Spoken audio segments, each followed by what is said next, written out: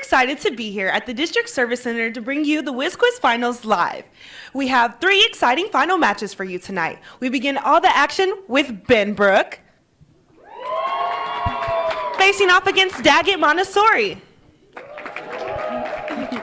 Immediately following the 6th grade match, we have the middle school finals. In those finals, we will see YMLA take on Applied Learning Academy. We will end the action tonight with Benbrook facing off I Am Terrell. So keep it right here because we are about to have a fun night of learning. It's time to get it all started. Let's play Whiz Quiz!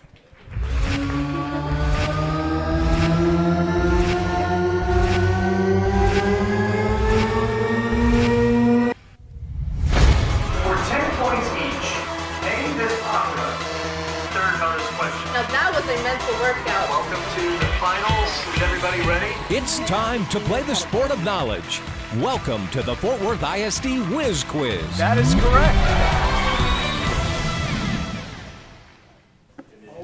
Welcome to Fort Worth ISD Whiz Quiz 6th grade finals. I'm Kimora Joseph. And I'm Yana Stumer. And set to face off the championship are Benbrook and Daggett Montessori. And rocking it between rounds is the Southwest Jazz Band Ensemble. Please give them a round of applause.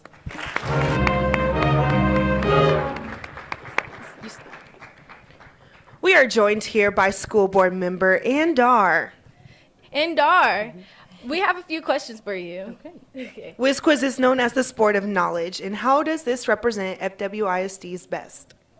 Oh, one of my very favorite things to do is watch kids shine, and this is an opportunity to see them show us all that they've learned and all the hard work that they've done, and really shine, and to bring it to the best of the audience so that we can see how wonderful they are, because students here in Fort Worth ISD are fantastic. Right, thank you. That's great. And what are you most proud of Fort Worth ISD in the community? In Fort Worth ISD, I'm most proud of the incredibly diverse and rich opportunities that our students have, whether it's media presentation or whether it's Whiz Quiz or whether it's athletics or some form of whatever it is that they're interested in. So I'm really proud of the different things that they have an opportunity to be a part of. And then in our community, I am just really proud of the way that our community is rallying behind our schools and supporting our schools, because educating kids takes more than teachers in classrooms and principals in buildings. It takes everybody coming together to make sure that we are creating the future for our city. I'm proud of Fort Worth ISD too. Good. Thank you for joining us. Thank you. And now the action really kicks in. And helping us with the action is Fort Worth native and alumnus of Fort Worth ISD, Mark Istuk. Mark is a 4-time Emmy-winning anchor of Daybreak on WFAA. You name it, Mark has done it. News, sports, entertainment, even weather. That's what makes him a perfect quiz master for tonight's matches. Here's our moderator, Whiz Quiz alumnus, Mark Istuk. Take us to round 1, Mark. Thank you, ladies. I appreciate that introduction and want to thank all of our competitors this evening. Let's hear a round of applause again for our students.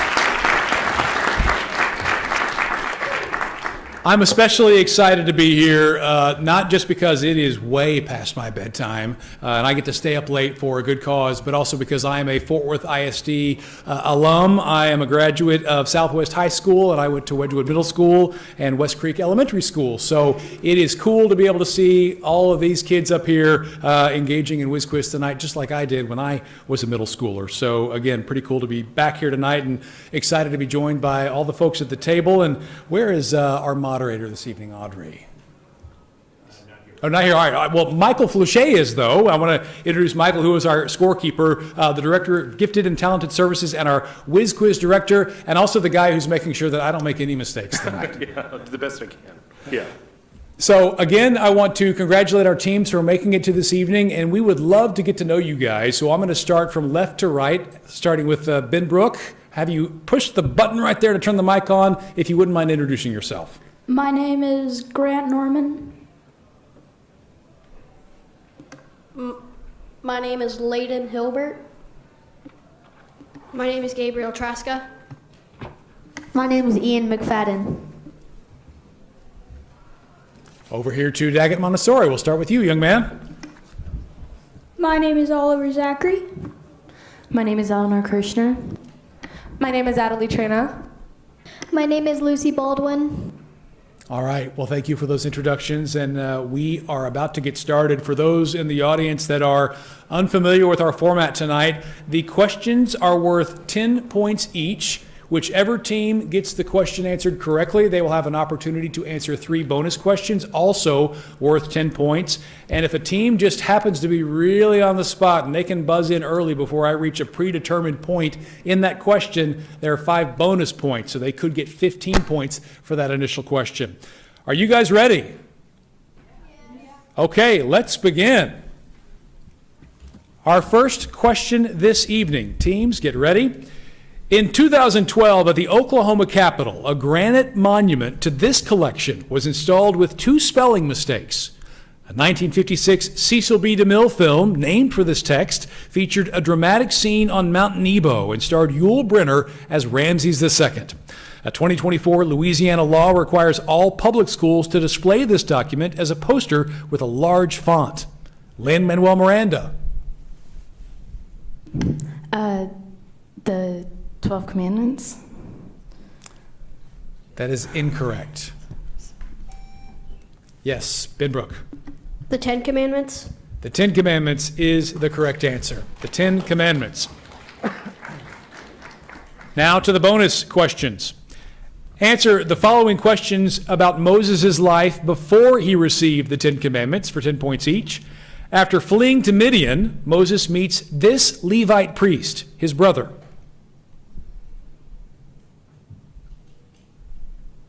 Captain, time. Elijah. The answer was Aaron. Aaron was the answer we were looking for. The next bonus question. When Moses and Aaron confront Pharaoh, they turn their staffs into this animal.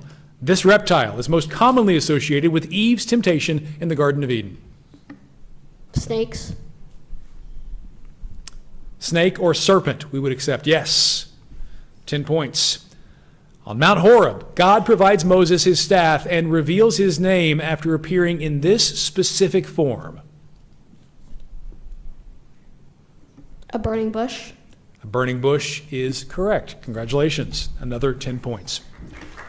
Could I hop in here just Please. for clarity? Feel free, Captain, you can keep your microphone on in the case of bonus questions, okay? Just leave it on the whole time, and then we'll turn it off when we're done. So I will clear out the boxes and get ready for the next question. All right. Thank you, Michael. All right, our second question. Composer Gustav Holst featured an offstage women's chorus in a piece representing this mystical body. Albion and Eris are smaller bodies that orbit beyond this ice giant.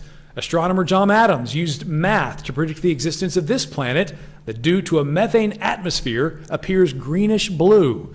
Proteus and Triton are moons of this planet that is 57 times larger. Benbrook. Neptune. Neptune is correct for 10 points. Moving on to your bonus questions. Neptune, the Mystic, is the last of the 7 movements composed by Holst as part of his suite, The Planets. For 10 points each, answer the following about the first movement. Holst composed this militaristic first movement before the start of World War I and called its planet the Bringer of War. Mars. Mars is correct. Your next question. John Williams borrowed from Mars, Bringer of War, for this Imperial March on the soundtrack to this 1977 film and first in its franchise. A New Hope.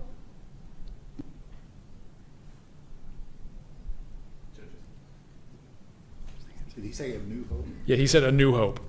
Yes, that's part of it. Okay, Star Wars Episode 4, A New Hope. Boy, their eyes lit up when they knew the answer, though, I'll tell you what.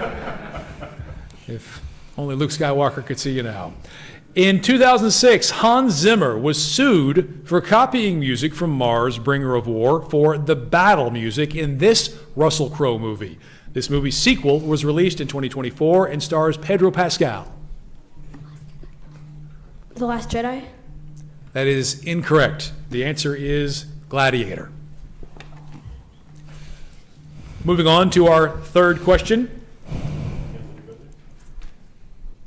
The Vizier, Eye and Horemheb, competed to marry the Queen Ankhesenamun following this man's untimely death, resulting from severe malaria. This son of Akhenaten moved the capital of his empire from Amarna to Memphis and changed his name after restoring the worship of Ammon. The tomb and treasures of this pharaoh, who died from malaria, were discovered in the Valley of the Kings by Howard Carter. King Tutankhamun. That is the correct answer. King Tut.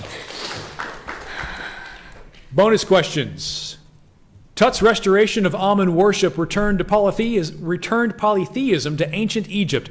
Answer these questions about Egyptian gods for 10 points each. Amun was the new kingdom name for Ra, the god of this celestial body. Ra travels in a barge with this luminous celestial body through the Duat after crossing the sky. The sun. That is correct.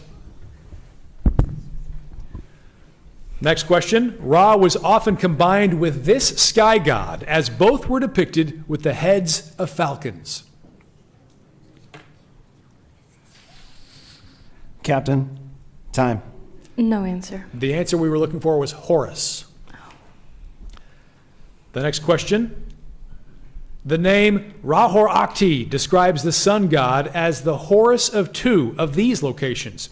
In Egyptian mythology, the Akhet contains two mountains that mark these locations where the sun rises and sets. Captain, No answer. time. Horizon. Horizon was the answer we were looking for. Moving on to our fourth question. Hands ready? In 2024, Tom White, an agent for this organization, convinces Ernest Burkhart to testify in the Osage murders trial. Agents from this government organization engaged in a 1992 shootout with Randall Weaver at Ruby Ridge. Cattle Pro surveilled civil rights leaders on the orders of the first director of this agency, J. Edgar Hoover. For 10 points. The Finbrook. FBI. Yes, FBI was the answer we were looking for. Moving to your bonus questions. Journalist David Gran attributed the birth of the FBI to the Osage murders in his book, Killers of the Flower Moon. For 10 points each. Killers of the Flower Moon takes place in this Sooner States town of Fairfax. In the 2020 McGirt case, the Supreme Court designated 3 million acres of land, including part of this state's city of Tulsa, as tribal land. Oklahoma. Oklahoma is correct. Bill Hale, a Fairfax civic leader, was found guilty of orchestrating the Osage murders to secure land containing the crude form of this fossil fuel. Oil. Oil is correct. Tom White replaced Hoover as the lead investigator in the Osage case after Hoover's informant, Blackie Thompson, became this type of outlaw. Bonnie and Clyde were notorious examples of these criminals. Captain, time. No answer. Bank robbers was the answer we were looking for. All right, hands ready on the buzzers. Moving on to our fifth question. Prior to the Iliad, this Greek figure killed all the sons of Laomedon, except for Priam during a sack of Troy. In works by Hesiod and Aeschylus, this mythological figure killed the eagle torturing Prometheus. While in service of the king Eurystheus, this Greek hero obtained Hippolyta's belt and cleaned the Aegean stables as part. Hercules. Hercules is the answer we were looking for. Moving on to our bonus questions. Robert Ducat began work on a Hercules room in 1710, commissioned by a French emperor. For 10 points each, the Salon de Hercule was commissioned by Louis XIV for this palace, located approximately 11 miles west of Paris, where the treaty ending World War I was signed. Captain, time. We were looking for Versailles. The next question. The most popular room in Versailles is a grand gallery filled with these reflective glass objects. Mirrors. Mirrors is correct. The Hall of Mirrors was a setting of an historic proclamation formally unifying this nation in 1871. The Treaty of Versailles held this nation responsible for starting World War I. Germany. Germany is correct. Buzzers ready. Moving on to our sixth question. A prequel to this series takes place during the Dark Days. It tells the story of Lucy Gray Baird's mentorship. The Hunger Games. That's 15 points. Hunger Games is correct, and you get the 5-point bonus. Now to your bonus questions. Collins drew inspiration from Greek mythology in the formulation of the Hunger Games. For 10 points each, the idea of children forced to compete and die came from King Minos' requirement that 7 boys and 7 girls from Athens be sent into this maze-like structure to be hunted down by the Minotaur. The labyrinth. The labyrinth is correct. This Greek hero slays the Minotaur, but forgets to change his sails when returning to Athens, bringing about his father Aegeus' suicide. A philosophical proposition about his ship questions the concept of originality. Perseus. The answer is Theseus. King Minos' labyrinth is supposedly located on this Greek island, home to a bull-jumping cooler and the palace of Knossos. Crete. Crete is correct. Buzzers ready? Our 7th question. The Guinness World Record for cooking the largest vegetarian burger belongs to this Mr. Beast Mr. Beast. is correct. And 15 points. You get the bonus as well. Someone watches YouTube. Now to the bonus questions. Mold is not the only risky foodborne pathogen. For 10 points each, answer the following about another food pathogen. In December of 2024, the FDA recalled certain vegetables infected with the Typhimurium strain of this pathogen. This bacteria takes its name from a scientist, not a fish. E. coli. We were looking for salmonella. That December recall targeted these vegetables produced in Sonora, Mexico. In VeggieTales, Larry is one of these vegetables. A cucumber. Cucumber is correct. The CDC estimates that 1 in 25 packages of this food contain salmonella. Taking cuts from this food, such as drumettes and tenders, releases salmonella from under the skin. Chicken. Chicken is correct. Buzzers ready? Our 8th question. This man founded the guinea worm eradication program and partnered with Michael Jackson on the Atlanta Project to vaccinate school children. This man signed SALT II and brokered the Camp David Accords between Israel and Palestine. As president, this man returned the... Jimmy Carter. Jimmy Carter is correct. Our bonus questions. As a Navy officer, Jimmy Carter successfully prevented the meltdown of the Chalk River Laboratories nuclear power plant. For 10 points each, the Chalk River Laboratories plant was located at Deep River, 110 miles north of Ottawa, in this country. Canada. Canada is correct. Unlike Chalk River Laboratories, Soviet nuclear engineers were unable to prevent the 1986 meltdown of reactor number 4 in this exclusion zone located near Pripyat, Ukraine. Defer to Grant. Chernobyl. Yes, he deferred to another. Oh, deferred. I didn't hear. Thank you. Yes, Chernobyl is the correct answer. Pardon me. Our final bonus in this category. The meltdown at Chernobyl produced this phenomenon, a cloud of radioactive particles which deposited radiation as far away as Canada. This phenomenon shares its name with a post-apocalyptic video game set in California. Fallout. Fallout is correct. Hands on the buzzers. Here's question 9. Pardon me. The City of Capitals complex, the Ostankino Tower, and the Seven Sisters skyscrapers are prominent features of this city's skyline. This European city is connected via the MCAD Ring Road and a series of opulently decorated subway stations, like Revolution Square. Lenin's tomb is located at Red Square in this former Soviet city. Yes, Daggett? Time. In this former Soviet city. For 10 points, Vladimir Putin governs from the Kremlin in this city, the capital of Russia. Yes. Moscow. Moscow is correct. Moving on to the bonus. Moscow is the new home of the Assads after the collapse of their dictatorship in Syria. For 10 points each, Asma al-Assad, the former first lady of the Syrian dictatorship, has been compared to this literary figure, the power-hungry wife of a Shakespearean thane. No Captain. answer. Lady Macbeth. Lady Macbeth encourages her husband to kill King Duncan, allowing Macbeth to ascend the throne of this Highlands nation. England. We were looking for Scotland. Macbeth receives a prophecy of his downfall from these three characters who craft a potion in Act 4, Scene 1, Act 3 rather, 4, sorry, my Roman numerals are off. In Act 4, Scene 1, using a bubbling cauldron. No answer. We were looking for witches or the Weird Sisters. Moving on to our 10th question. Impervious surfaces prevent underground sources of this resource from recharging. This resource moves through a plant and into the atmosphere in the process of transpiration.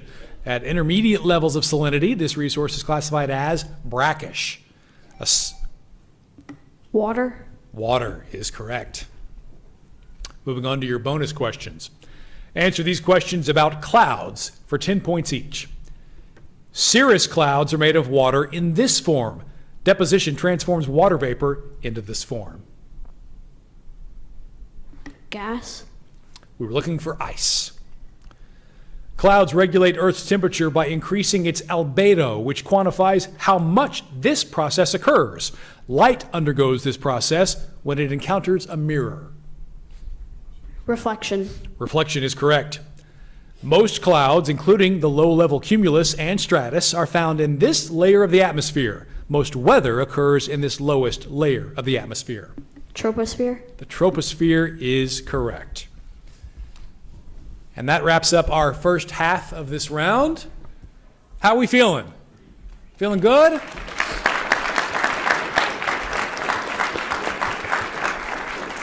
Great work by our competitors. We're going to take a short break as we toss things back to Kimura and Yana. That was very impressive. Also impressive, the real world learning that's happening tonight. This live production is brought to you by students in Southwest High School Gold Seal Advanced Media Program taught by Mrs. Darcy McCready. Did you know AMP students placed first in nations this summer Skills USA Video News Production Contest, Career Pathways Contest, and events like these help us succeed as a team in competitions. You know, everyone learns something at Whiz Quiz. We are here with Deputy Superintendent Mohammed Chaudhry. You are over the Learning and Leading Department. So how does Whiz Quiz promote both of these things? I think it's, well, several things. One, we always talk about building our students' knowledge, and clearly there is no ceiling to what they know, whether it's modern or ancient history, so there's just that. Whiz Quiz cultivates the ability to show what our kids are capable of. But the thing that I love the most is the ability for our students to be able to show their confidence, right? These students today are making me question my life decisions. And so I need to study more and read more and know more. And that is what I'm walking away with. So I think Whiz Quiz does all of that. It's not just about knowing facts and memorizing. It's applying your knowledge. It's also being able to project your confidence to the world. And I think that's what I love most about Whiz Quiz. And there's sixth graders at that. Is there anything that you want to say to the students, coaches, and teachers here tonight? Sure. The history of Whiz Quiz, I'm still fairly new to Fort Worth, but I heard it started out as one event at one of our high schools and slowly grew. So it was a bottom-up initiative. So what I love about our parents or communities is constantly pushing us and challenging us to not put a box around what we can do for our kids. And so here we are, a decades-long tradition that started in the 70s. And so absolutely amazing to see. So I thank our community, our parents, to continue to push us to be able to do great things and make them last. And I hope many more great ideas happen, and it's very important of us to be always responsive to those great ideas. So that's what I want to say. Thank you for keeping these things going and pushing us to expand opportunities for our students. Yeah. That's right. And if you were on a Whiz Quiz team, what questions would be your specialty? I was thinking about that tonight. So I will say English literature, probably U.S. history, but I would say, those Macbeth questions I got. So I'm going to go ahead and say English literature is probably my strength. Yeah. I love that subject. That's my favorite in school. Well, stick around, and thank you so much for joining us. Thank you, guys. And there's a lot more to come. Stick around and you'll learn even more.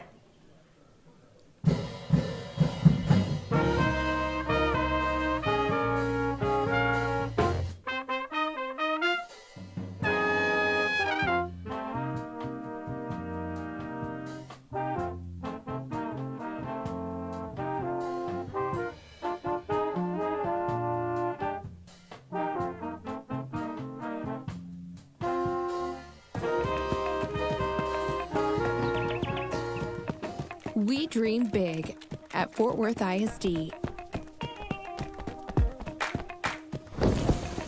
and have the academic and extracurricular programs to back it up.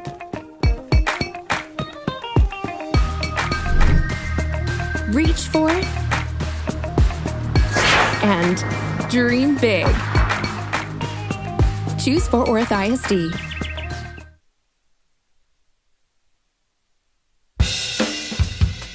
In the heart of Fort Worth, a world of opportunity awaits.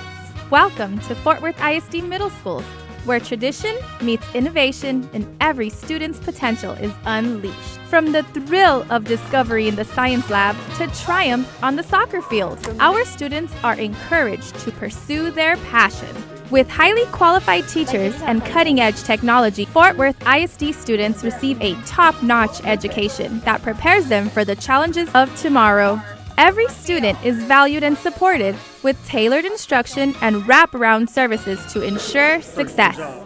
And with our dual language programs, students become fluent in the language of success, ready to learn in any environment. But the excitement doesn't end when the final bell rings. Our after-school programs offer a wealth of extracurricular activities, from robotics to dance, ensuring every student becomes a well-rounded scholar. Do you know what emphasis is? Fort Worth ISD Middle Schools, a launching pad to future success and a bridge to endless opportunities. Enroll now and join the journey to greatness, because Fort Worth ISD is where the best begins.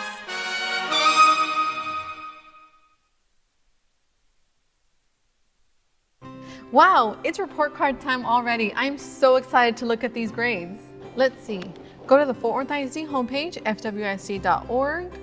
Then scroll down to the middle of the page and click on the parent portal icon. Click the login button. Okay, enter the username and password. Then click reports under your child's name on the right side of the page. All right, I'm there.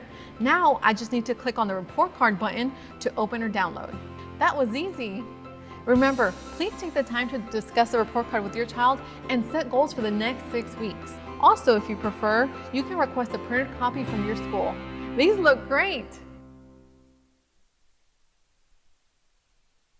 Industry-driven programs and schools of choice offer Fort Worth ISD families and students the power of choice now more than ever. From aviation, cybersecurity, culinary arts, STEM, fine arts, early college high schools, and much more, there's a pathway for everyone. Earn certifications, college credit, and even an associate degree, tuition-free. Visit fwisd.org/choices and check out our complete interactive catalog. Apply now through January 31st.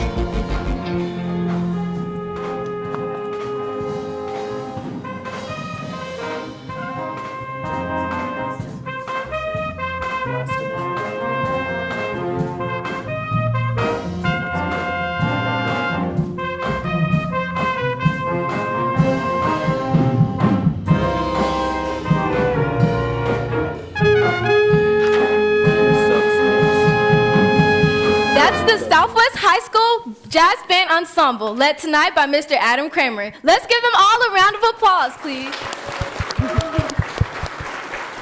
Welcome back to Whiz Quiz, the sport of knowledge. Let's get right back into the action. It's all yours, Mark. Hey, thank you very much, ladies. And we have a couple of new players that I would like to introduce themselves to the audience. So we will again start on my left from Benbrook. If you would tell everybody who you are. My name is Annabelle Gentry. My name is Ryan Ritzel. Hello, hello. Now over to Daggett. My name is Cash Innermill. My name is Monroe Douglas. Great. Well, let's hear it for our new players, shall we? Now, to get you caught up before we start this second half of competition, the point total so far, Benbrook Middle School with 200 points. And over here at Daggett Montessori, we've got 90 points. So plenty of time to make up some ground in this half, and we'll get started with our 11th question. So if you guys would like to get your hands ready on the buzzers. Here we go. Benny Goodman, nicknamed the King of Swing, played this instrument. This musical instrument plays a famous glissando at the beginning of George Gershwin's Rhapsody. Clarinet is correct, and it was ahead of our halfway point in the question, so you get the extra 5 points. That one's worth 15. I imagine our musicians in the back were just bursting at the seams, ready to answer that one. Here are your bonus questions. Answer the following about other members of the woodwind family for 10 points each. This woodwind instrument is a higher pitched relative of the flute. Beethoven's Fifth Symphony calls for this woodwind instrument, but only in the fourth and final movement. Piccolo. Piccolo is correct. This double reed woodwind instrument can be thought of as a lower pitched oboe. This instrument plays a famous solo in the second movement of Antonin Dvorak's New World Symphony. Bassoon. No, we needed English horn. Right? The last bonus question. This woodwind instrument with a curved neck is named for its Belgian inventor, Bill Clinton. A performer of this instrument was given one by Russian President Boris Yeltsin. Saxophone. Saxophone is correct. Moving on to our next question. Buzzers ready? The practice of growing this food is known as viticulture. A Spanish New Year's tradition sees celebrants eat 12 of these food items with... Grape. Grapes is correct, and you were early on that one, so you get 15 points. Here are your bonus questions. Answer the following about other global New Year's celebrations for 10 points each. This neighborhood in New York City's Midtown sees an annual ball drop. At other times, tourists can emerge from the subway at 42nd Street to view this neighborhood's famous billboards. No answer. Times Square. England's celebration sees fireworks launched from the London Eye, one of these attractions. The first of these theme park attractions was built for the 1893 World's Columbian Exposition in Chicago. Ferris wheel. Ferris wheel is right. Zen Buddhist temples in this country ring their bells 108 times at midnight, possibly to represent the 108 mental states that prevent happiness. Captain, time. No answer. Japan. Moving on to our 13th question. Buzzers ready? This character's rival, Arthur Slugworth, teamed up with Mr. Fickelgruber. Willy Wonka. Willy Wonka was correct, and you buzzed in early, so 15 points. To the bonus, answer the following about Roald Dahl's real-life experiences before creating Willy Wonka for 10 points each. During World War II, Dahl served in the Royal Air Force in this role before he was seriously injured after crashing in Egypt. Pilot.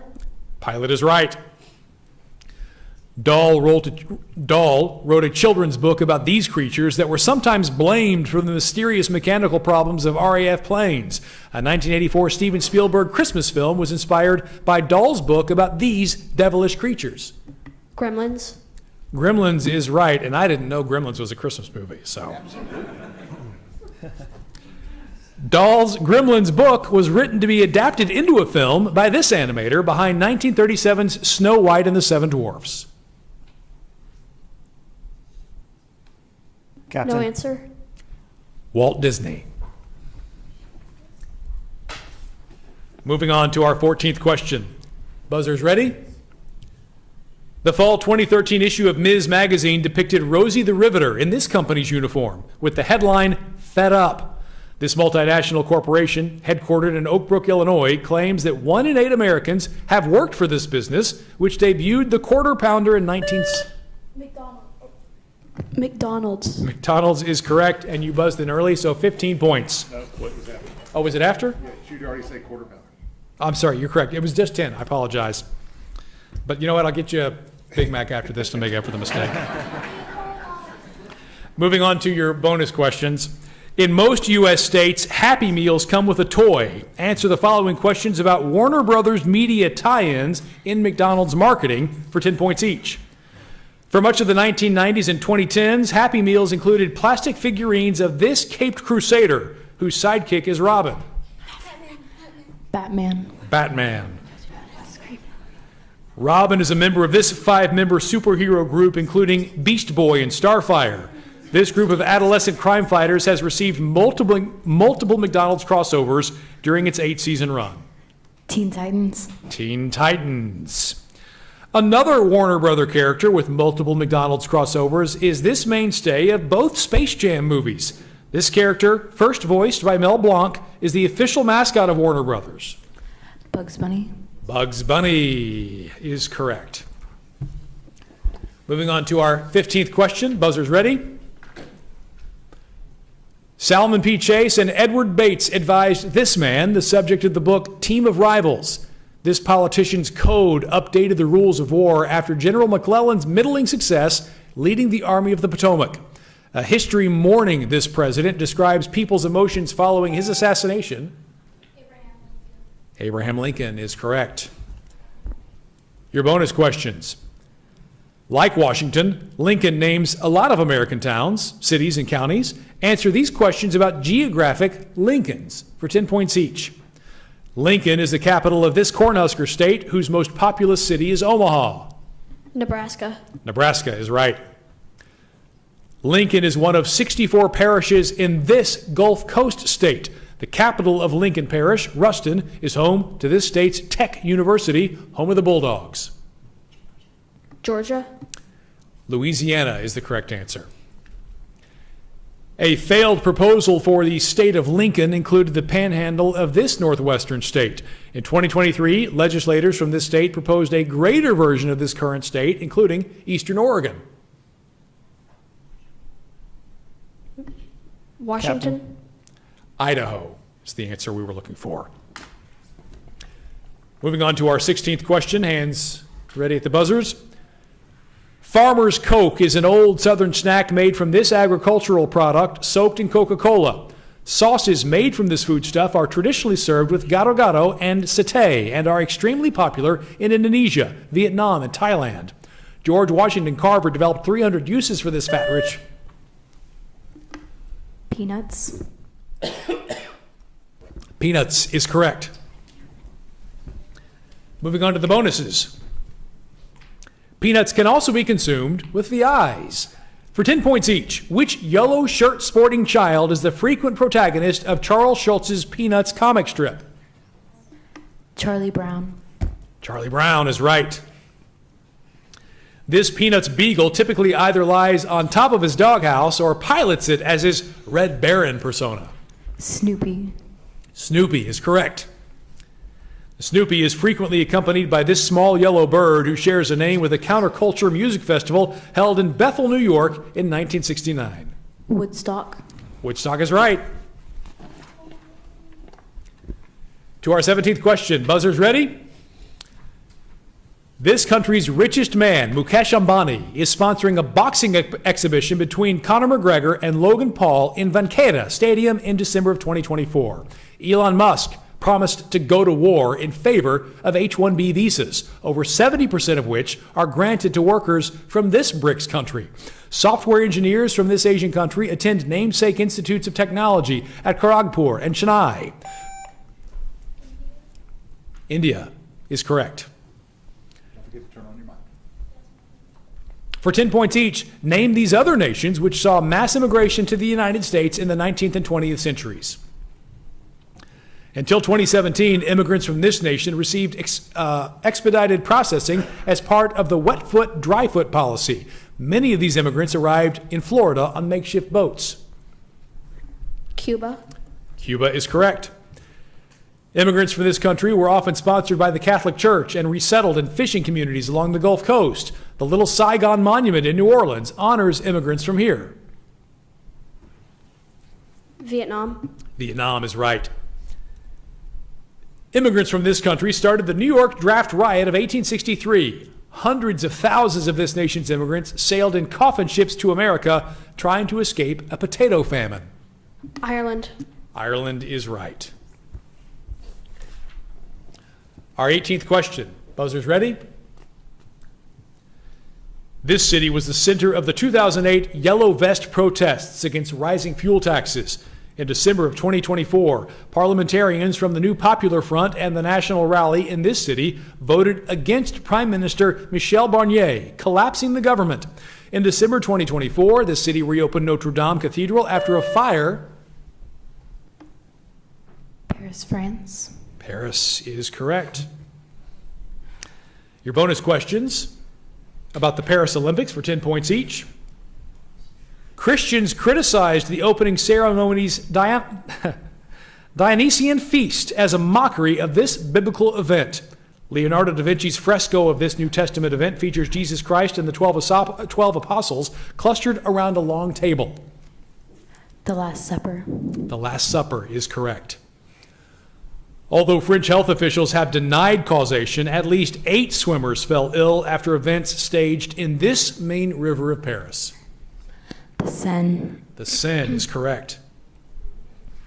French health officials worried that the Olympics would exacerbate an outbreak of this insect, Simu lectularius, which tends to infest suitcases and mattresses. Bedbugs.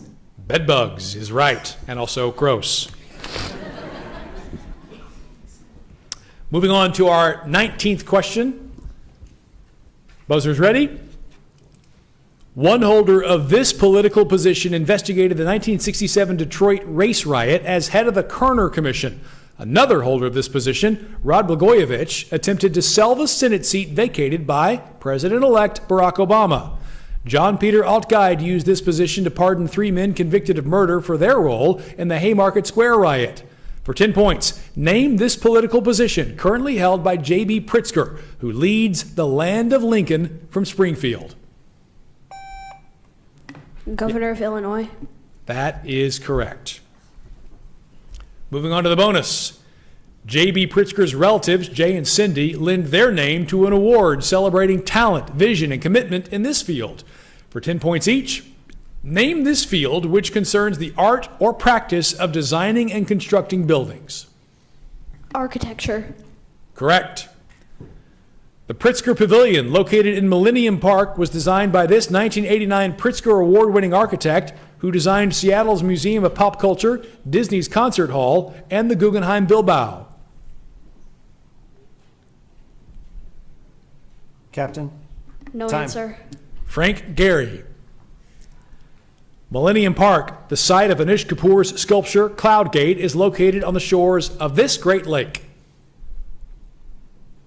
Lake Erie. Lake Michigan is the correct answer.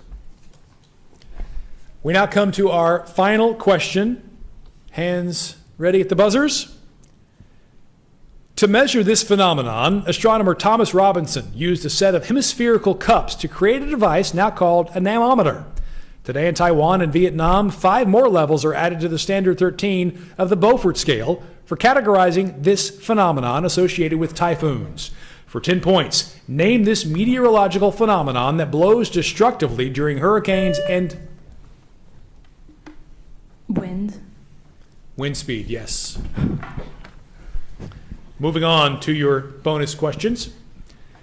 Answer the following about a tall building that uses a tuned mass damper to protect it from high winds for 10 points.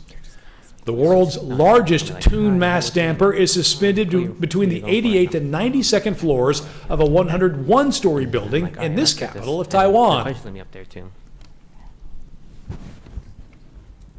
Captain? No answer. Taipei. After receiving LEED Platinum certification, Taipei 101 proudly boasts that it is the world's tallest building, described with this adjective reflecting its high energy efficiency, environmental friendly design, and outward appearance. Captain? No answer. Green. The construction of Taipei 101 was facilitated by a South Korean construction company from this international conglomerate. The construction firm is a corporate sister of a better-known electronics group associated with the Galaxy brand. Samsung. Samsung is correct. All right, that brings us to the end of this round, and we're going to take a moment while our judges tabulate the scores. Meanwhile, I'm going to send it back to Yana and Kimura. That's the end of the 6th grade finals. While they tabulate the scores, let's have some fun with the audience. Let's turn it over to our friend Davila Davila for drum roll, please. Are you smarter than a Whiz quizzer? Daniel, it looks like you have some eager contestants ready to go. That's right. I hope they're eager as me to play Who's Smarter Than Whiz Quiz. I'm your host, Dan Davila. What's your name? Ashley. Nice to meet you. And who are you going for this fine evening? Well, I'm here for ALA, but go Daggett. Go Daggett. All right. Let's see. Are you ready? All right. Name this largest city in Louisiana. The city's nickname include Crescent City and the Big Easy. New Orleans. And you are correct. New Orleans. Let's see what you get on the FWIC goodie bag. Thank you. Can you show the audience a little bit about the goodie bag? Yes. It's cool. All right, right ahead. Thank you.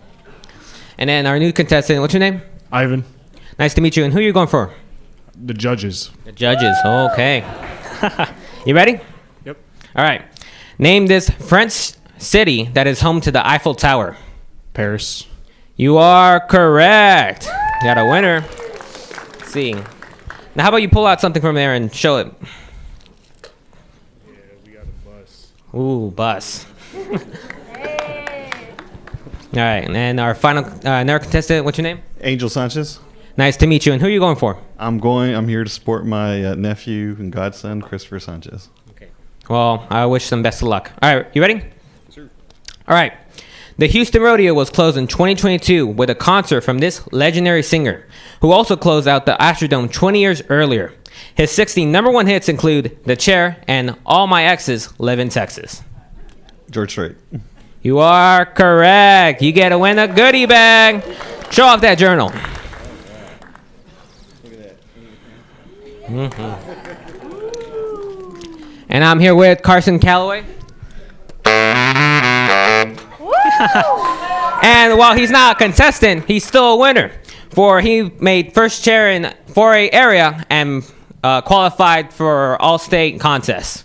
Tell us, how's that feel? It's pretty exciting. I get to finally play with the groups that I've been watching for 2 years now. Yeah. Well, it's a pleasure to have you and the Southwest Jazz Band. Can't wait to hear more of you. Thank you. All right, let's send it back to Yana and Kimura. Thank you, Daniel, and audience. Great job. The scores are in. Let's get right to Mark Istook and Michael Fouché. Mark? All right, thank you, ladies. And you guys will be impressed that I saw them over here tabulating the results. They didn't use a calculator at all. They know how to add up because they're, Whiz Quiz judges. So, Michael, I'll let you announce our winner. But before we do so, let's hear it again for our contestants tonight who all did a terrific job.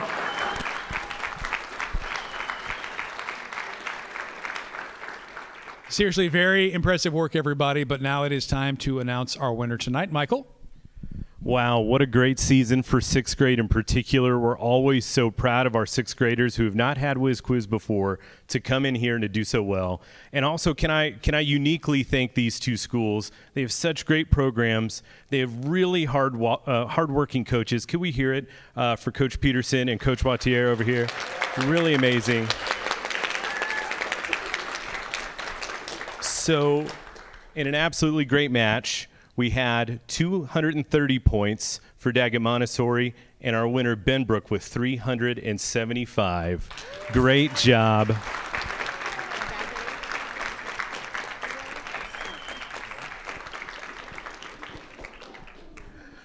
Holding it up like they were born to do this. Gabriel, could I ask you, the captain, come on over here real quick. What was your secret to success as a team today? We all work together. Yeah, why did I even ask? I'm sorry. Yeah. And come over here. Daggett Montessori, again, y'all do so great. You were like a pro up there answering the questions. How did it feel up there playing? It felt really good. Also kind of nerve-wracking, but. Can we give one more big round of applause for both of our teams here today? And y'all can head on back.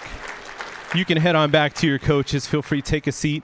We're going to take a minute here, and we're going to celebrate not just these two teams. You can head on back here to your seats right here. Yeah, y'all are doing a great job.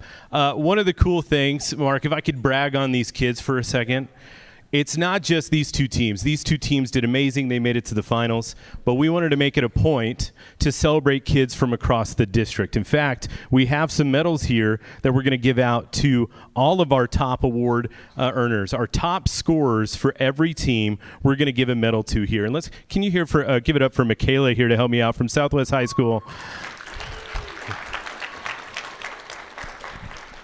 One of the things that's so cool about the finals is we get to celebrate the best of the best, but I don't want to miss out on these other teams that are working so hard to go throughout the season. They play these big matches. Sometimes these sixth graders are going to schools that they've never been to, these big high schools, and they're playing these intense matches, and they do so great. I wanted to take some time to acknowledge, again, the top scorer from every team. We'll see if they're here. If you're here when I call your name, please go ahead and come on down, and Michaela's going to give you our top scorer medal for your team, okay?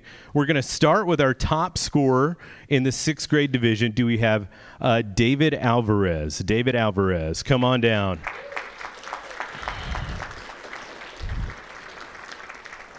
Representing world languages, you didn't have the top overall points, but you had the most points per match. In fact, you missed one of our weekends, and you still had the highest points per match. David, how did you do so well this year? Well, the thing is that I've always been learning since I was like 4 or 5. Yeah. My passion is science. I just really love science. I can talk about it for hours. I can tell. Yeah. Let's give it up for David. Way to go from WLI, World Languages. And let me brag on World Languages Institute. We have great teams every year from World Languages. David's just a part of that. We're going to bring back up here representing Benbrook. Let's hear for Gabriel Traska. Can you come on back up here?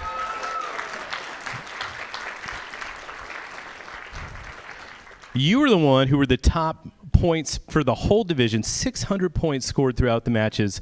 Great job. Go ahead and take your medal. We've already talked to you. I've already learned from you, Gabriel. Thank you so much.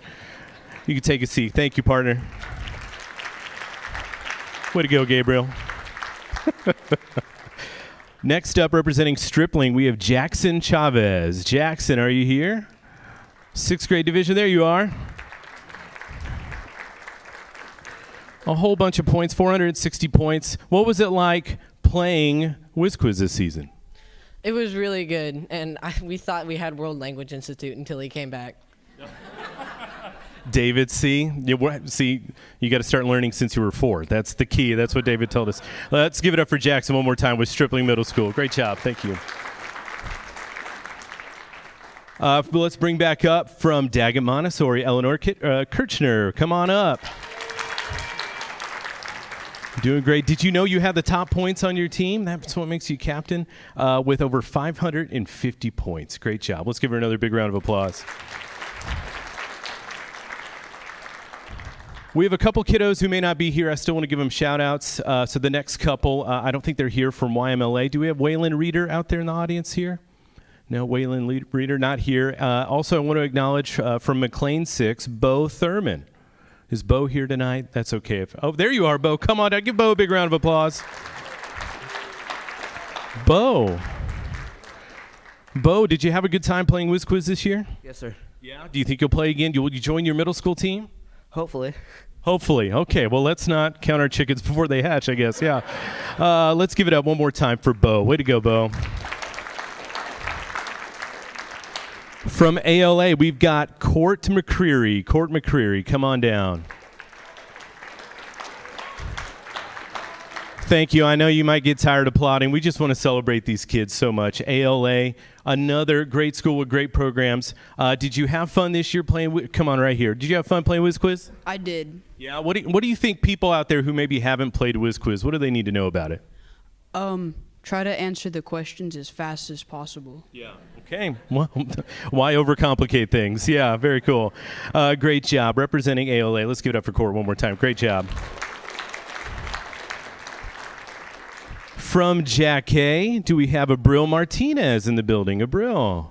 Come on down, Abril. Yeah. Love Jack A. You've got a great sponsor here. Your principal's out here. Come on over here.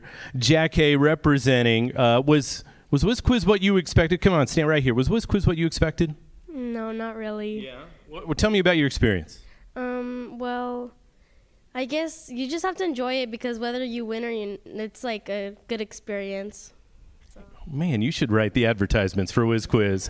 Very good. Let's hear it for Abril one more time. Way to go. Go ahead and head on back. From Rosemont, Isaac De La Cruz, come on down. All right. Let me brag on Rosemont as well. We've got the Minces here, some great coaches from Rosemont. Yeah, give a shout out to your coach. Do you feel like y'all practice for Whiz Quiz? Do you feel like that practice helps? Yeah, I did a lot. Yeah. Is it fun? Yeah, it's really fun. Okay, very cool. Take that. It's very fun. Go ahead and get your medal right here. Yeah. Thank you so much, Isaac. A couple others that I don't think joined us. I'll just read off their names to celebrate. From Monig, Michaela Eager. From Riverside, Tiffany Lee. They aren't out here. Are they here today? No? Okay, well, we still want to give them a shout out. From Morningside, do we have Nick Martinez? Come on down, Nick. We're so glad you're here, Nick. One of the cool things, go ahead and stand right here, buddy. One of the cool things about Morningside, too, we've worked really hard to get a team there. They did great. Tell me about your experience this year. Did you have fun? Yes, I had fun at Whiz Quiz, Mr. Whiz Quiz. Yeah, I didn't know I was Mr. Whiz Quiz. I will accept that. It's easier to say than my real name. Nick, I'm so glad you're here. You go ahead and get a medal. Thank you, Nick.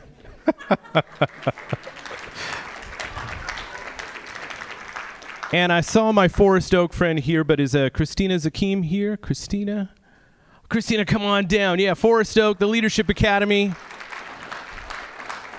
The first year we've had a team in a long time. Can I ask you, Christina? Yeah, stand right here. Tell me about your experience with the Whiz Quiz. It's pretty fun. It's pretty fun, but not a whole lot of fun, but pretty fun. Yeah, okay. Was it cool? Because y'all started after the season. Are you going to keep going next year to hopefully build your team up? Yes. Yes, that's all I wanted to know. Thank you so much. Let's give her, what was that? You also pronounced my last name wrong. Okay, how do you say it correctly? Zakim. There you go. That's perfect. Thank you. I apologize. Sometimes I need some help. Mr. Whiz Quiz needs some help sometimes. Thank you. You can go on back. Thank you so much. All right, I'm going to try to move quickly here. We've got a bunch of our middle school division kiddos to bring up here. First off, again, from WLI, with the most average points per game in middle school, Christopher Sanchez. Representing the Sanchez as well. Christopher, tell me, did you do Whiz Quiz last year? Yeah, and so tell me, why do you keep going? What makes it special for you? It's just fun to show what you know and just compete with other people. Yeah, you think you made those two proud over there? Yeah. Oh, yeah, for sure. Let's hear it for Christopher, everybody. Love it. One of our competitors who will be doing our next match, Benjamin Schleicher from YMLA. Come on down.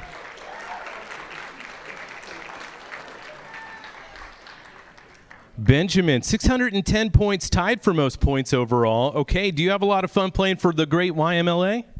Yes. Yeah, what is it like to practice? Do you have to put a lot of work into this? Yeah, it's really fun. Does it come naturally for you? Yes. Cool. All right. Thank you. Let's give him one more big round of applause. I don't think our next competitor made it out tonight, but we want to shout out Gibson Wells with Daggett Montessori.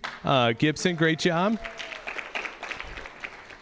Also, we do have from Benbrook, Ian Esquivel. Where's Ian? All right. Again, Benbrook, one of our power programs. You're here tonight. Come on over here, Ian. What's Whiz Quiz like for you? It's fun.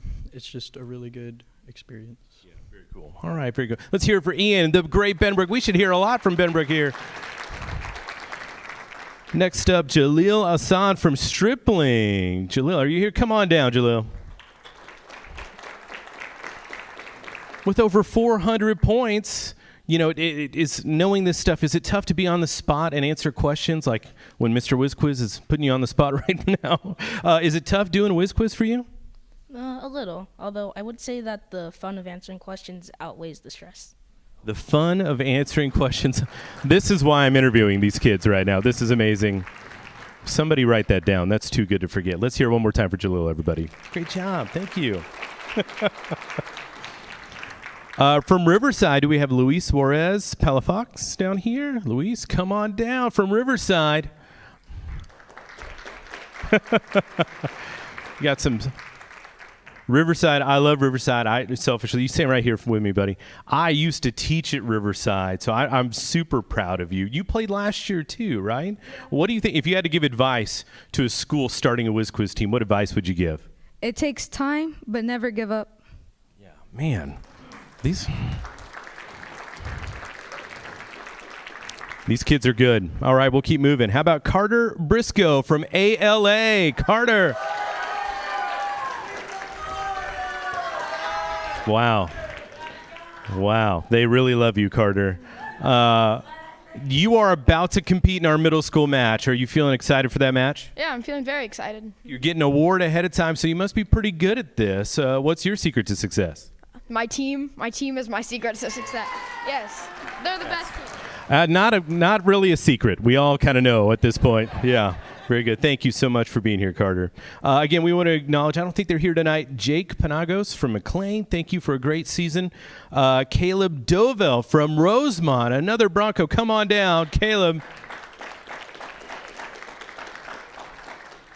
Now, I love it, and it's meaningful to me when parents work for the district and there's connections there. Your mom is a Whiz Quiz coach. Come on over. Does that put a lot of pressure on you to do well for Whiz Quiz? Yeah. Yeah, but tell me about it. What's your Whiz Quiz experience like? Do you enjoy it? So in 6th grade, actually all of the years, my mom kind of forced me to be on the team, but I did good. Yeah. Yeah. All right. Feels like your mom's forcing you to do everything. All right. It's a great family relationship there. Let's give him one more big round of applause. You're doing great. Thank you. Yeah. You can head on back. Great job. Your mom's not forcing you to be up here. It's fine. You can sing. You can go back. Again, couldn't make it out tonight. Tate Wyatt from Monet. Great job. Great season this year. Our last two from middle school. From Jack K, we've got Kaysen Hobson. Kaysen, are you here? Couldn't make it. That's all right. We still want to give a shout out. Thank you so much. How about Timmy Vu from Morningside? Timmy. We could still give a shout out to Timmy. Very cool. Yeah, very good. All right, our biggest division is our high school division. We're so thankful. We have almost every high school in the district competing. We're so proud and thankful for that. So I'm going to try to go through this quickly. From Northside, with the number one overall in total points scored, Neri Hernandez. Are you out there? Come on down. You may recognize Neri. We've had Neri up here at the finals before. One of our fiercest competitors in the entire district. Neri, how was your season this season? I say it was pretty good. Usually there's growing pains and there's the first game jitters always hit, but eventually the more practice you get and the more games you play, the more you kind of ease into it, and it helps having a good team around you. And I mean, again, you're like the highest points scorer in our high school division. How are you able to do that? What is it about you that makes it easier for you? I have a lot up here. Right up here, I have a lot. And because I have a lot, sometimes I just know when to use it. Oftentimes it's a little quicker than others. And I just kind of, eventually, with practice, I learned how to refine the ability, and I got better with it over time. Again, it helps having a great coach and great team around you and people outside of that circle that can support you afterwards, after matches and after, anything related to it. That is awesome. Let's hear it for Neri. Great job. You can tell why Neri's good at what he does. Very good. I'm starting to get the signal. I got to move quickly. I apologize. We'll try to go quickly. Let me just, for the few that are not here, I do want to say a shout out to YWLA, Lorelei, who had a great season. Haley from Tabs. Thomas Melton from Pascal. We're so proud of you. Aiden Frederickson, are you here this evening? Okay, from WLI. Did great this season. Sam Alexander from Arlington Heights. Ashley Ramirez from Southwest. Arnold Perez Munoz of South Hills. Oh, you're here? From Southwest? Well, let's hear it for Ashley Ramirez. Come on down.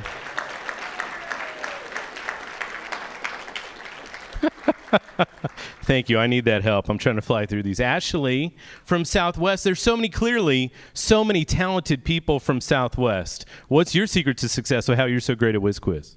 There's this one guy in our class that just won't shut up about it. So there you go. Let's hear it for Ashley, everybody, representing Southwest. Great job. Couple more shout-outs here from South Hills. Arnold Perez Munoz. From TCC South, Jeremiah Lester. From Trimble Tech, Jordan De Leon. From Carter Riverside, Emmanuel Dawkins. From Polytechnic High School, Eric Machuar. We're so glad you're here. Now let's get to the few that are here.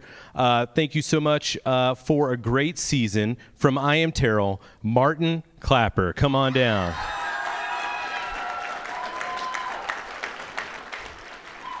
Wow. ALA and I Am Terrell have some energy, I'll tell you that much. I Am Terrell, you're representing. You had 745 points, number 1 overall by average points per match. That's a big deal. How did you make it seem so easy? Well, I would say that generally when I'm competing in a Whiz Quiz match, the best thing for me is just to enter into a state of flow. It's almost like instead of frantically sorting through all of my information, that I am able to just serenely wander around the halls of the library that is knowledge.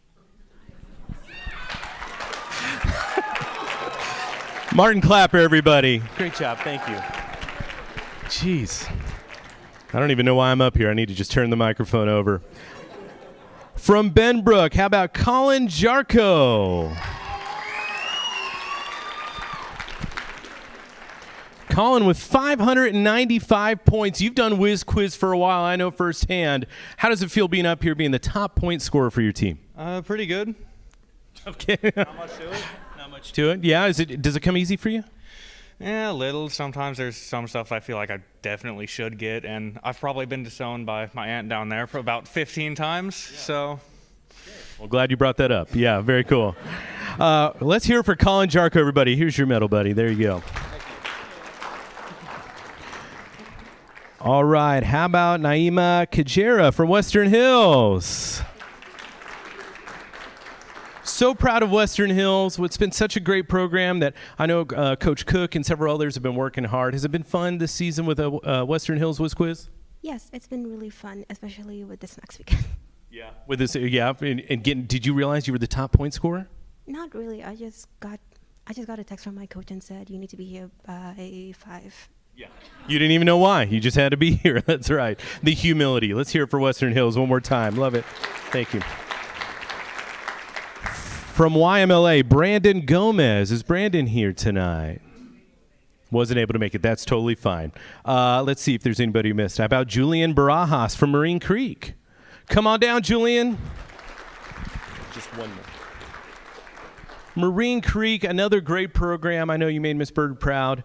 Yeah, there you go. That's all right. You're doing great. You're doing great. It's the Whiz Quiz crew here, guys, okay?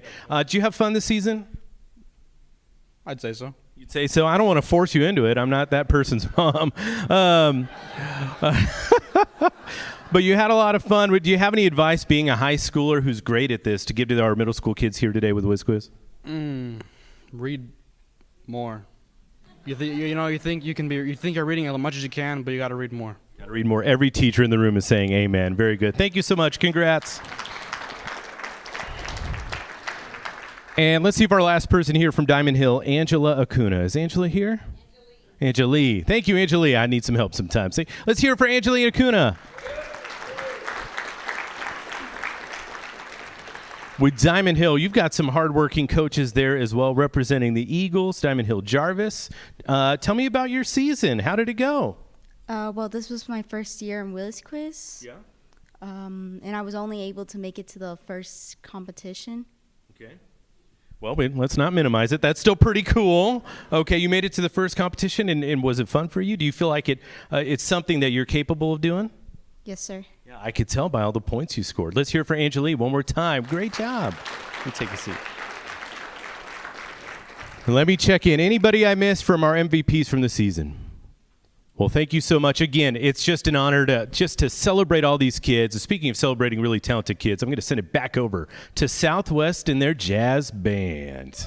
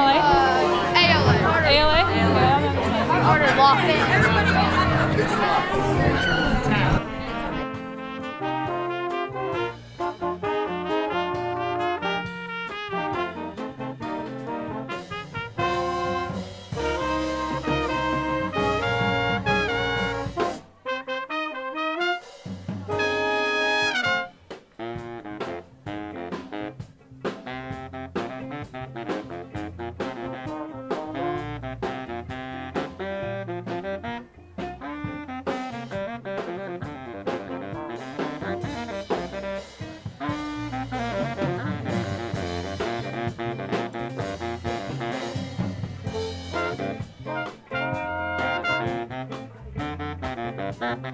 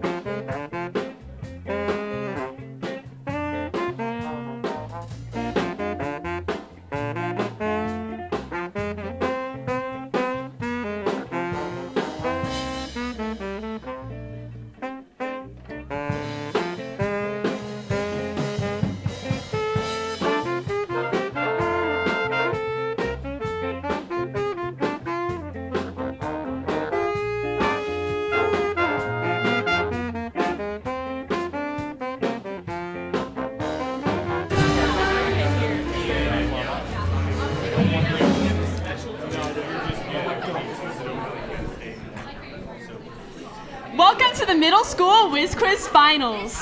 Today we are here with YMLA. Woo! Yay! And ALA. Yay! Are you guys ready to play? Yeah! Are you guys ready to play? Yeah! So let's play Whiz Quiz!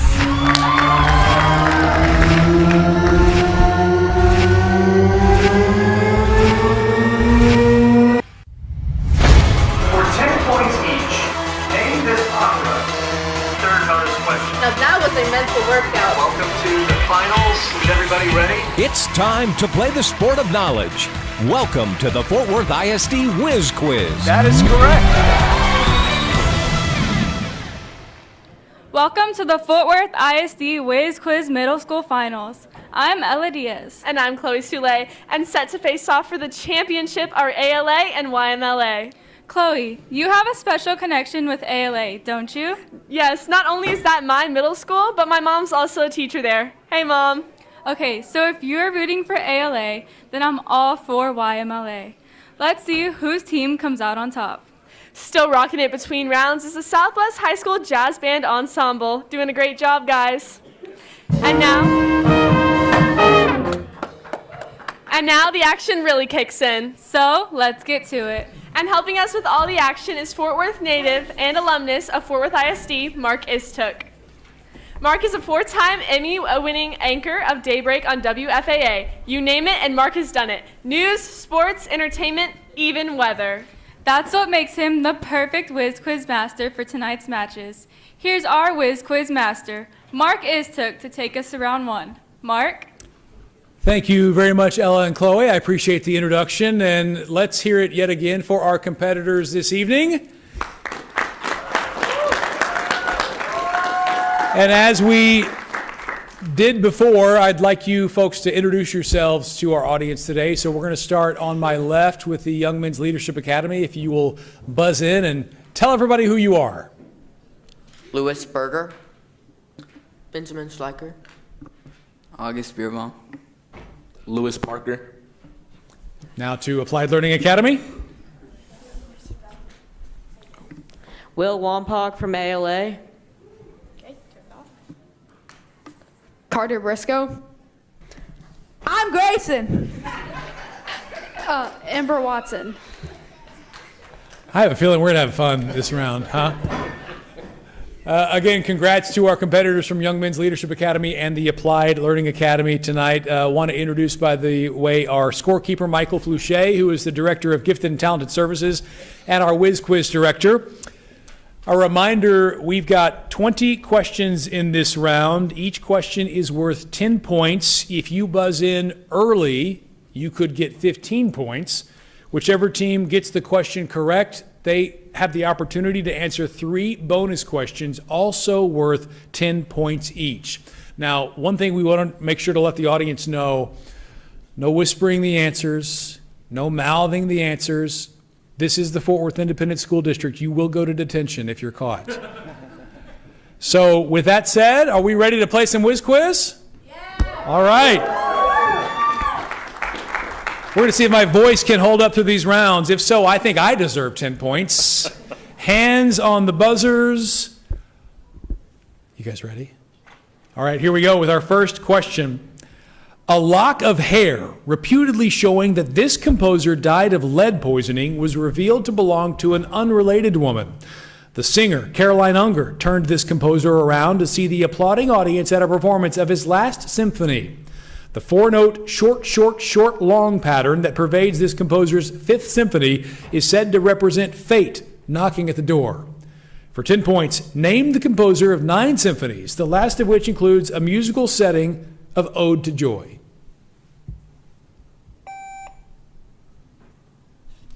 Yes. Ludwig von Beethoven. That is correct.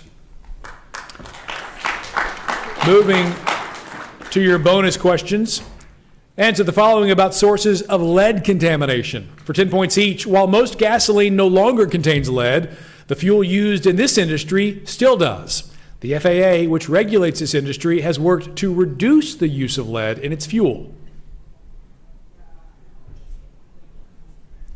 Captain, time. The answer was aviation or airlines. Titanium dioxide replaced lead as a white coloring agent in this product, whose producers include Sherwin-Williams. Paint. Paint is correct.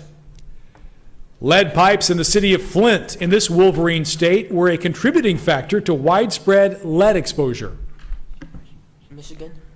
Michigan is correct. Moving on to our second question. Hands on the buzzers. Ms. Smallweed's brother, Crook, dies from spontaneous human combustion in this author's novel, Bleak House. In another novel by this author, Jack Dawkins, the artful dodger, introduces the protagonist to the criminal Fagin.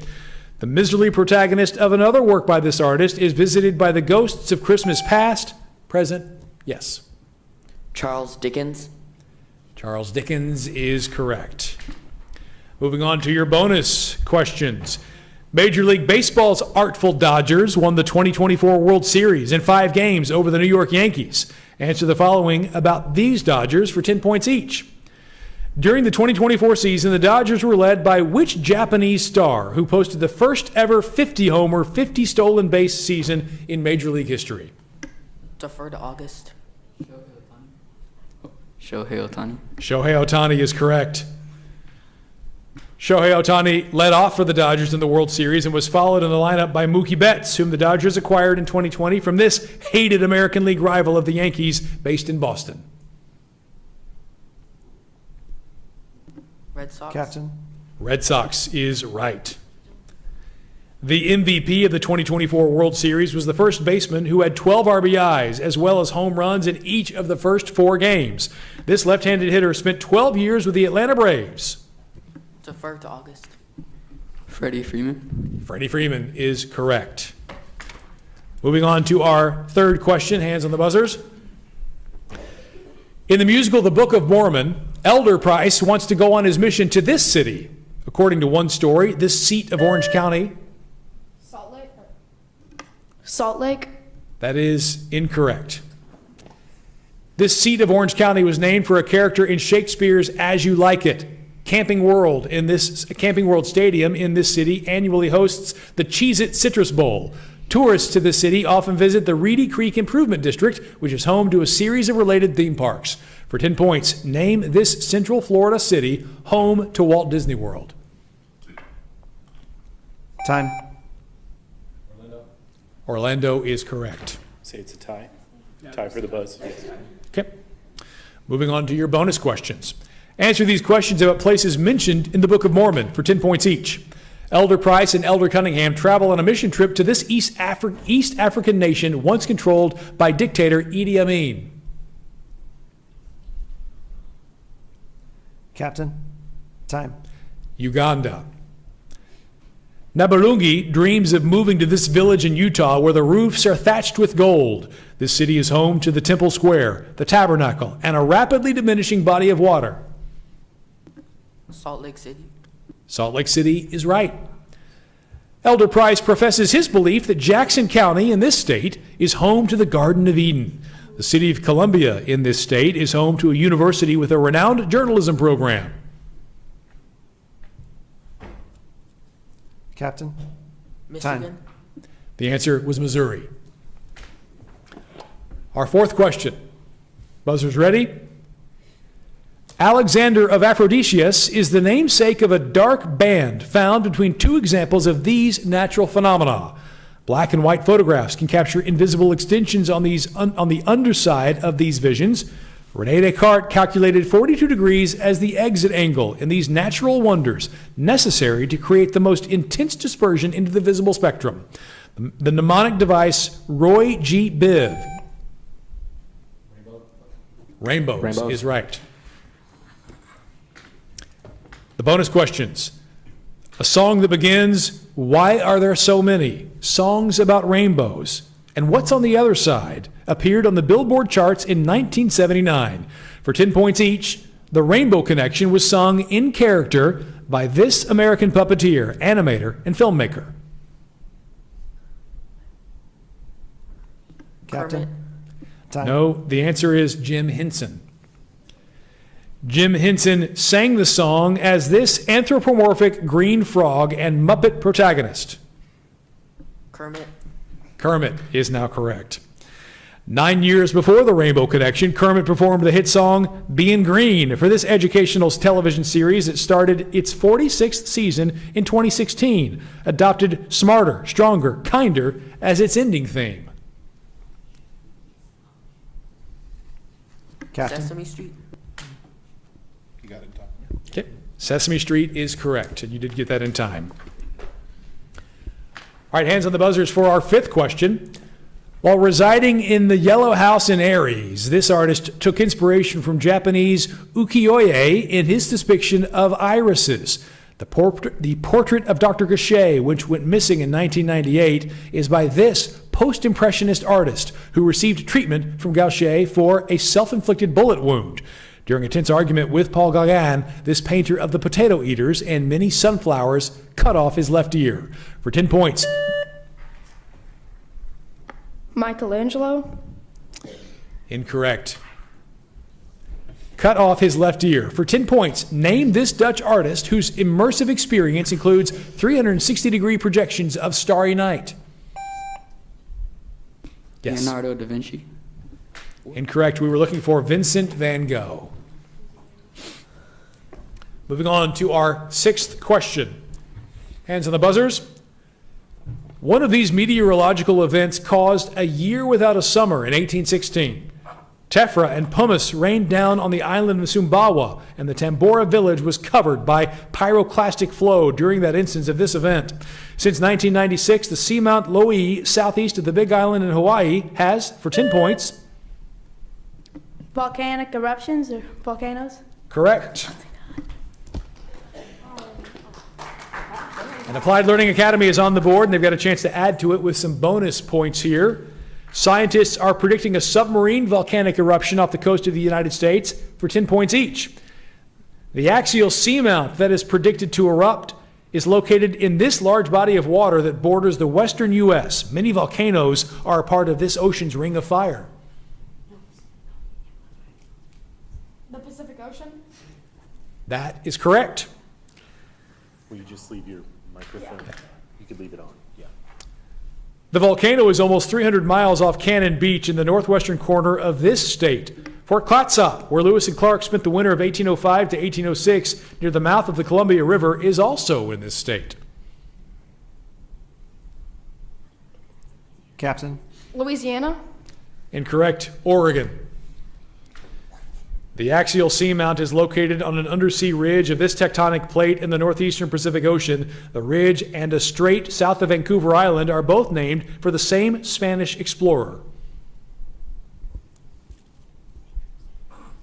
Captain? Time.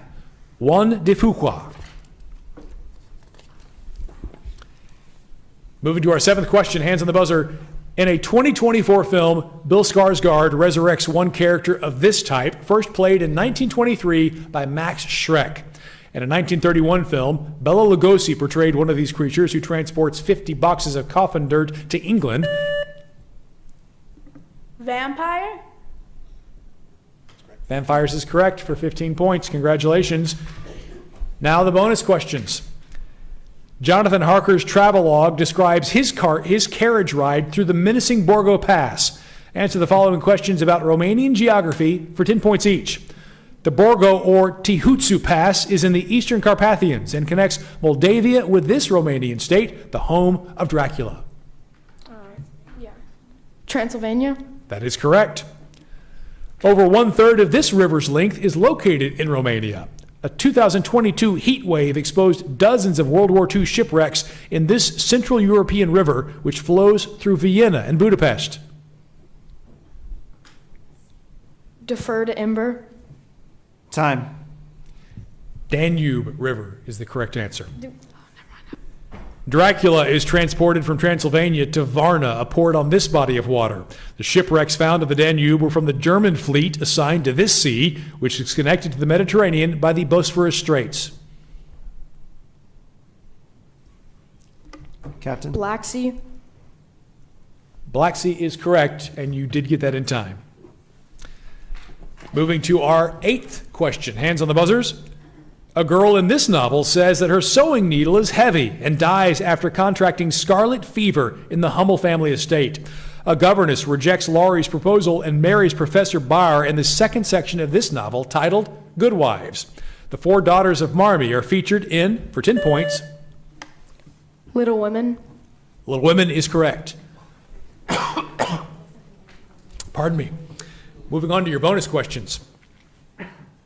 Louisa May Alcott drew on her life experiences to write Little Women. For 10 points each, Robert March served as a chaplain in this war in order to help pay off a friend's debt. He returns to Massachusetts after being wounded in a December 1862 battle. Civil War. That is correct. For 10 more points, Alcott served in this profession during the Civil War. Her character, Tribulation Periwinkle, works in this profession in her short narrative collection, Hospital Sketches. Nurse. Also correct. Perhaps the most famous Civil War nurse, Clara Barton, who used her experience to found the American branch of this Switzerland-based international organization in 1881. Red Cross. That is correct. Moving on to our 9th question. Hands on the buzzers. Michael Shara's novel Killer Angels about this battle takes its name from a conversation between Buster Kilrain and Joshua The Battle of Gettysburg. Gettysburg is what we were looking for. 15 points. Moving on to your bonus questions. The Michael Shara title Killer Angels comes from the monologue, What a Piece of Work is a Man, in this play. For 10 points each, the phrase Killer Angels originates from Gettysburg veteran Joshua Chamberlain, who quotes this literary figure, a Shakespearean prince who seeks revenge against King Claudius. Captain. Hamlet. Hamlet is correct. For 10 points, Hamlet delivers the monologue, What a Piece of Work is a Man, to these childhood friends he later sends to their deaths. The title of an absurdist play by Tom Stoppard notes the deaths of these 2 characters. Captain. Time. Rosencrantz and Guildenstern. Hamlet is set at Elsinore, which is based on Kronborg Castle in this country. Visitors to this Nordic country can take day trips to Helsingør from Copenhagen. Denmark. Denmark is correct. Now it's time for our 10th question. Hands on the buzzers. On November 2nd, 2024, this team defeated the Timberwolves behind 15 points and 13 assists from Chris Paul at the Frost Bank Center. That game was coached by assistant Mitch Johnson after this team's longtime coach suffered a stroke. In 2024, this team's center beat out the Thunder's Chet Holmgren to become the first French NBA.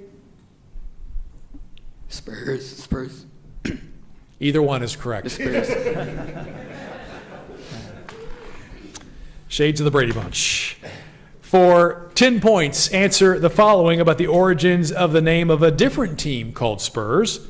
Tottenham Hotspur, who play in the English Premier League, are based in the northern part of this city, where their main rival is Arsenal. Captain. London. London is correct. Tottenham gets its name from Harry Hotspur Percy, who helped depose of King Richard II in favor of the fourth English king of this name. Captain. Charles. Henry is the correct answer. Hotspur was a central character in the first part of a play about Henry IV written by this Elizabethan dramatist. Captain. Time. Bill Shakespeare is the answer we were looking for. And that is the halfway point of this round. Let's hear it for our competitors. We're going to take a quick break and send it back to Ella and Chloe. Very impressive. Also impressive, the real world learning what's happening tonight. If you're just joining us, this live production is brought to you by students at Southwest High School's Gold Seal Advanced Media Program, taught by Miss Darcy McCready. You know, we learn a lot through AMP. Earlier this year, we wrote and took photos for the Fort Worth Star-Telegram, and now we get to host Whiz Quiz. This is so much fun. I know. Stick around, the fun has just gotten started.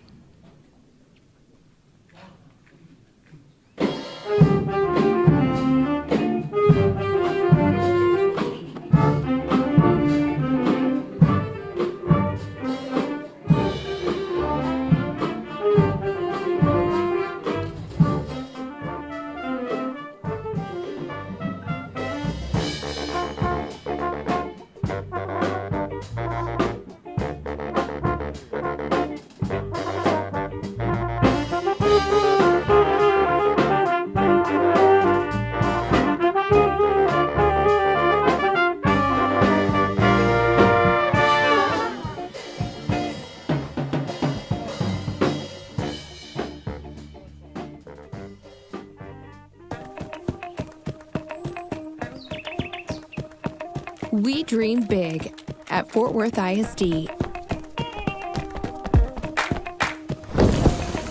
and have the academic and extracurricular programs to back it up.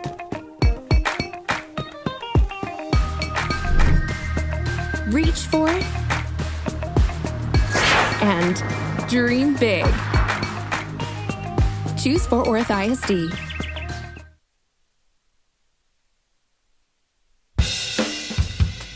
In the heart of Fort Worth, a world of opportunity awaits. Welcome to Fort Worth ISD Middle Schools, where tradition meets innovation and every student's potential is unleashed. From the thrill of discovery in the science lab to triumph on the soccer field, our students are encouraged to pursue their passion. With highly qualified teachers and cutting-edge technology, Fort Worth ISD students receive a top-notch education that prepares them for the challenges of tomorrow. Every student is valued and supported with tailored instruction and wraparound services to ensure success. And with our dual language programs, students become fluent in the language of success, ready to learn in any environment. But the excitement doesn't end when the final bell rings. Our after-school programs offer a wealth of extracurricular activities, from robotics to dance, ensuring every student becomes a well-rounded scholar. Do you know what emphasis is?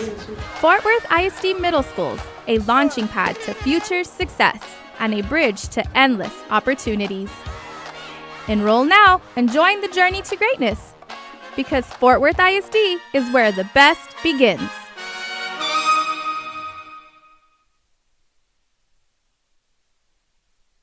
Wow, it's report card time already. I'm so excited to look at these grades. Let's see. Go to the Fort Worth ISD homepage, fwisd.org. Then scroll down to the middle of the page and click on the parent portal icon. Click the login button. Okay, enter the username and password.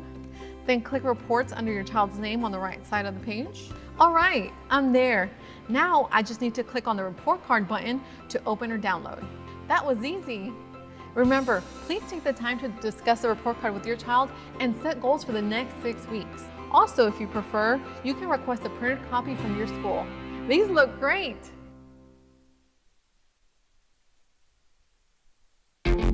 Industry-driven programs and schools of choice offer Fort Worth ISD families and students the power of choice now more than ever. From aviation, cybersecurity, culinary arts, STEM, fine arts, early college high schools, and much more. There's a pathway for everyone. Earn certifications, college credit, and even an associate degree, tuition free. Visit fwisd.org/choices and check out our complete interactive catalog. Apply now through January 31st.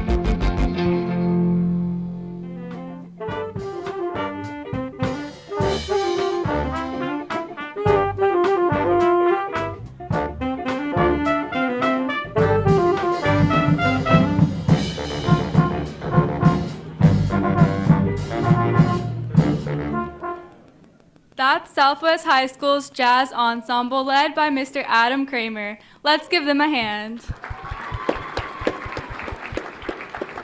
Welcome back to Whiz Quiz, the sport of knowledge. We are sure had a great first round. Let's send it to Mark for round 2.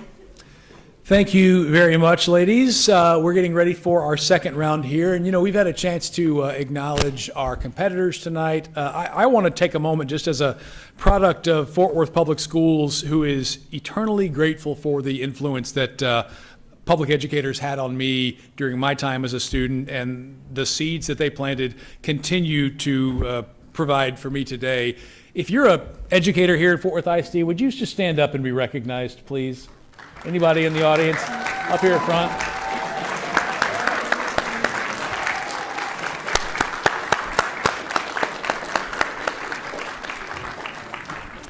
Every day is Thank a Teacher Day in my book, so thank you for all that you guys do, not just the teachers themselves, but anybody who's involved in public education. We need your help now more than ever. Okay, time for our second half of this round. Going to give you a quick score update. Young Men's Leadership Academy, 175 points so far. ALA, Applied Learning Academy, with 95. Guys, a lot of points on the board. You can make up some ground here. Let's get started with our second half of this round. Hands on the buzzers. Here is our 11th question. In the horseshoe species of crabs, the blood appears blue due to the presence of this D block element. In a galvanic cell, this electrical conductor can be used as a cathode opposite a zinc anode. The Statue of Liberty appears green due to oxygen. That is incorrect. The Statue of Liberty appears green due to a verdigris patina caused by 62,000 pounds of this transition metal. The alloys brass and bronze both include, for 10 points, Copper. Copper is correct. To the bonus questions, copper is one of the 5 C's said to characterize this U.S. state, along with cattle, cotton, citrus, and climate. For 10 points each, name this southwestern American state that entered the Union as the 48th state in 1912, a month after New Mexico. Captain, time. California. Arizona is the answer we were looking for.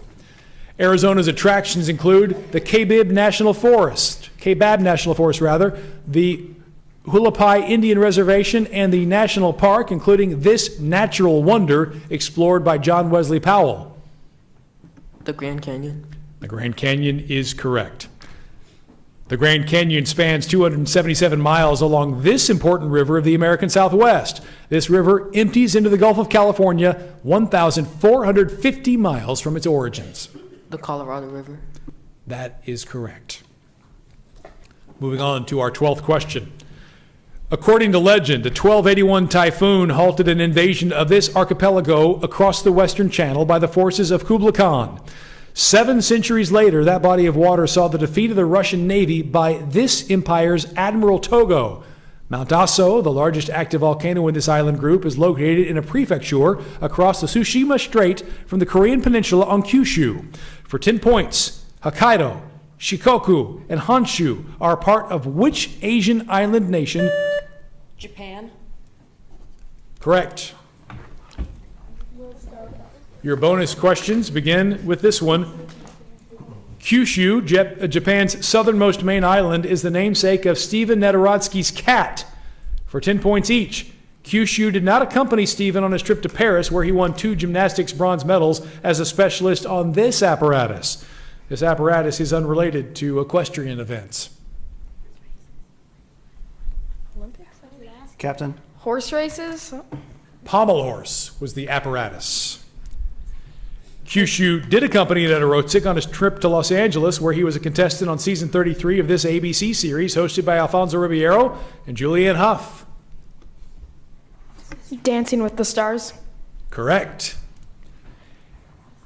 During the 5th round of Dancing with the Stars, Nedorosik used a pommel horse during a routine in which he and partner Riley Arnold performed this Argentine dance to the tune Seven Nation Army.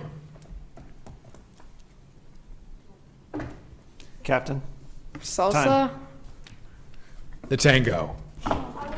It takes two to tango. All right, moving on to our 13th question. Hands on the buzzers.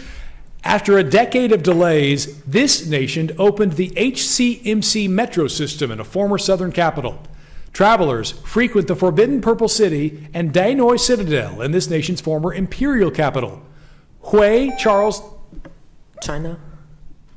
Not correct. Hui, cafes line Train Street in this country's capital city of Hanoi. For 10 points, name this former French colony in Southeast Asia, where Saigon was renamed Ho Chi Minh City. Vietnam. Vietnam is correct. You will, bro. Your bonus questions. Answer the following about popular Vietnamese dishes for 10 points each. This Vietnamese soup is typically made with chicken or beef broth, rice noodles, and served with cilantro and bean sprouts. Pho? Pho is right. It sounds so good right now. A traditional version of this Vietnamese French bread sandwich includes pâté, pork, and head cheese, in addition to the usual pickled daikons, carrots, and jalapenos. Captain. No Time. answer. Banh mi. Yeah. The Vietnamese style of this beverage uses Robusta beans and is typically served iced and with sweetened condensed milk. Coffee. Coffee is correct. To question 14, hands on the buzzers. In 2024, scientists discovered that protein sequences from 2 specimens of this enzootic pathogen were related to an red fox variant seen in Japan in 2002. In humans, this condition can be treated with neuraminidase inhibitors such as oseltamivir. This disease is known to spread from cows to cats. Fears of a future pandemic spread in December after a Louisiana. Yes. Bird flu? Bird flu is correct. To the bonus questions. 3/4 of America's bird flu infected herds are found in the Central Valley of California. For 10 points each, name this governor of California who declared a state emergency to fight the spread of avian flu in this state's dairy cow population. Gavin Newsom? Gavin Newsom is right. A major source of human-contracted avian flu is through this type of dairy product, which does not undergo heat treatment to remove pathogenic bacteria. Yogurt? That is incorrect. Unpasteurized or raw milk is the right answer. Newsom's declaration of a state of emergency led some critics to claim that Newsom was attempting to lock down the state, which he did to combat this 2020 pandemic. Coronavirus?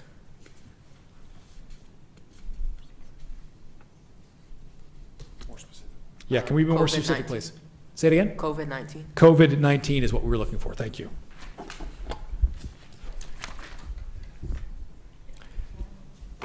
Moving to question 15. Hands on the buzzers, please. The line, Generalissimo Francisco Franco is still dead, originated during the first season of this TV show. In a 2024 movie, Corey Michael Smith portrays the originator of that line, Chevy Chase. Since 2015, this show's Weekend Update has featured a joke swap. Saturday Night Live? That is correct. For 10 points each, name these real-life public figures who have made appearances on Saturday Night Live in your bonus questions. Less than 3 days before the 2024 election, this politician appeared across a mirror from her comedic portrayer, Maya Rudolph. Kamala Harris? That is correct. During a 2015 show, this future first daughter played the Secretary of the Interior who bragged that the Washington Monument will be covered in gold mirrored glass. Captain, time. No. Ivanka Trump. In 2008, this then Alaska governor appeared on the show and watched a press conference sketch in which she was lampooned by Tina Fey. Anybody? Captain. No answer. She can see Russia from her house. Sarah Palin is the answer. Question 16. Buzzers ready? Dmitri Borgman created a strange but grammatically correct sentence consisting of this word repeated 8 times. This word is also the name of an American. Buffalo. Buffalo is correct, and you were early.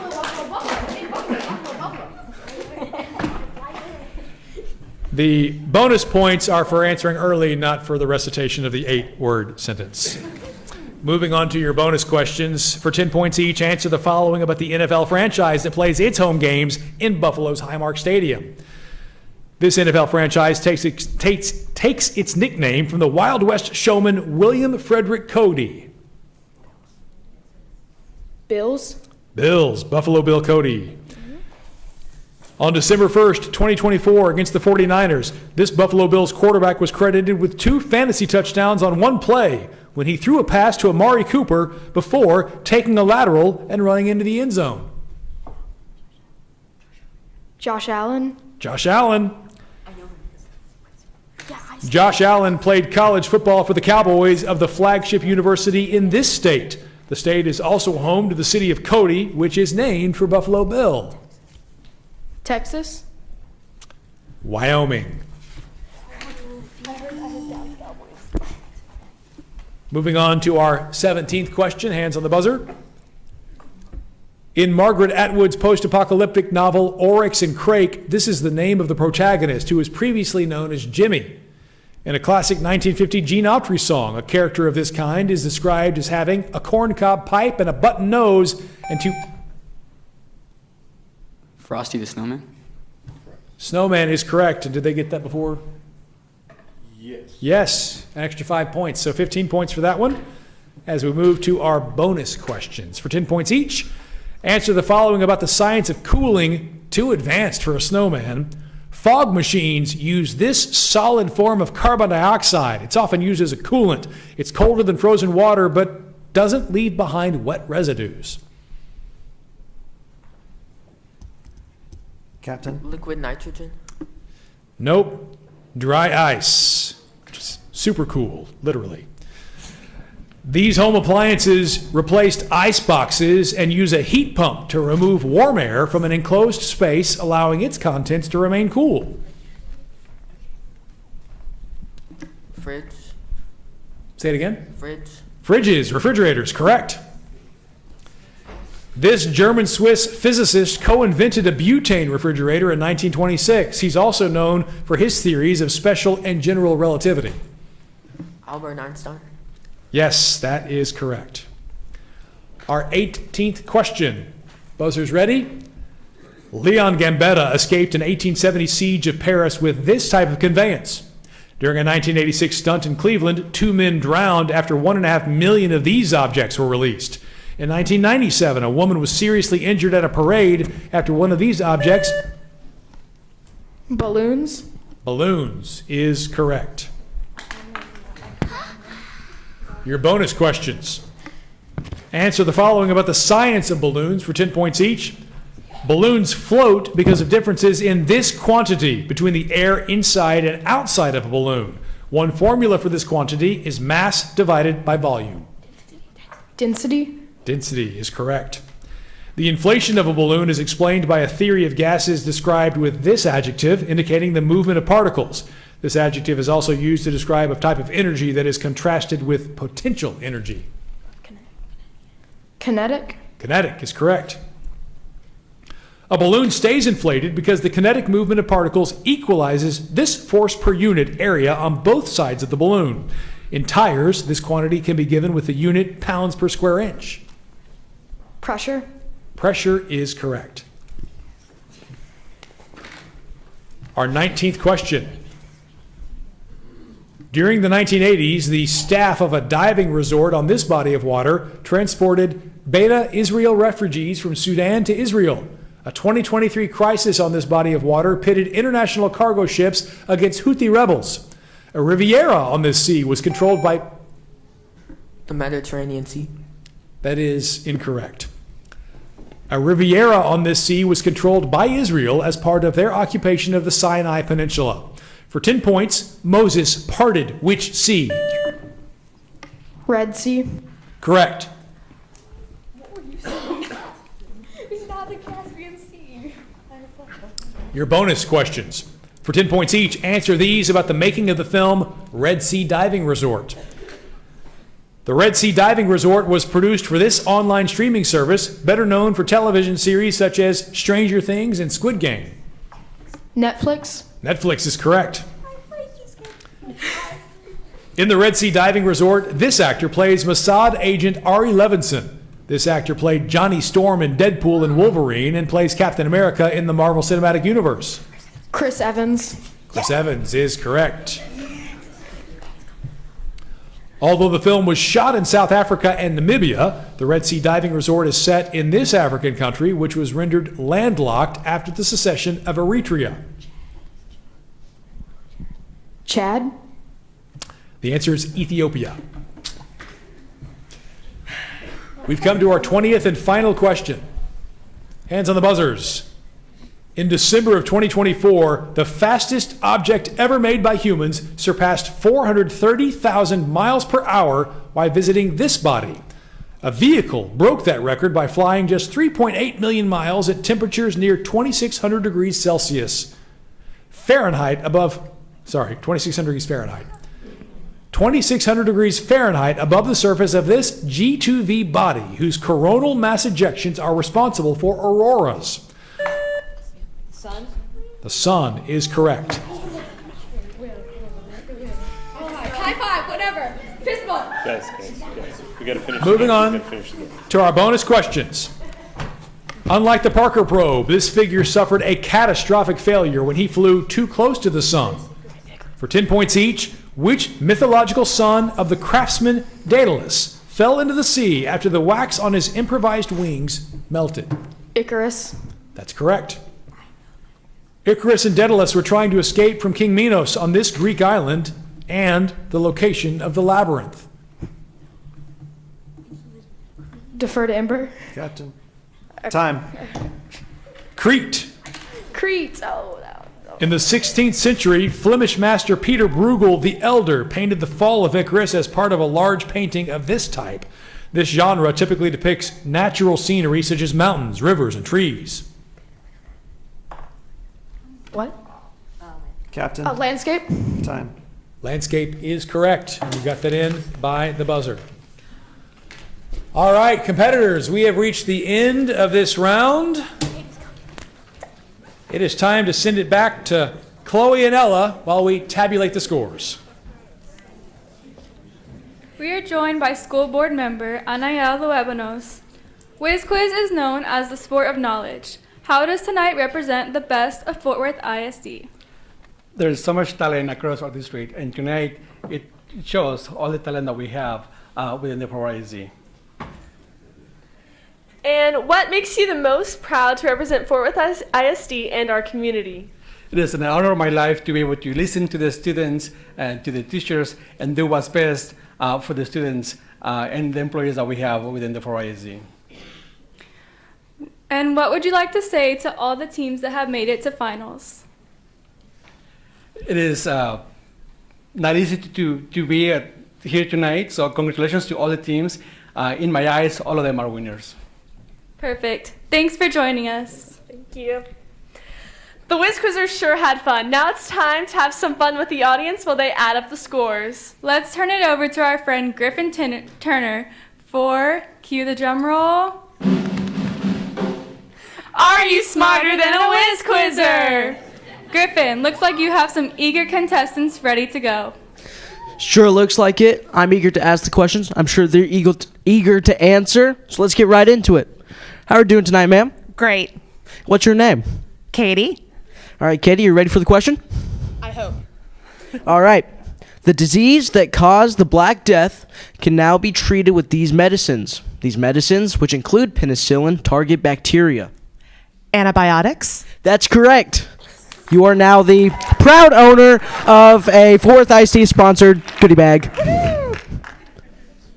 All right. Step right up. All right. How you doing tonight, sir?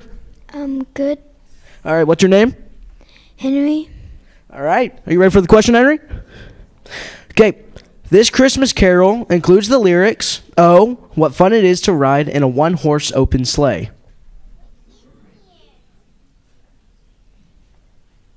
Would you like some help from the audience? Jingle bells. That is correct. You are now also the proud owner of a Fort Worth ISD sponsored goodie bag. Step right up, sir. How are you feeling tonight, sir? I feel like I'm going to be the one that blows it. I'm sure you'll do fine.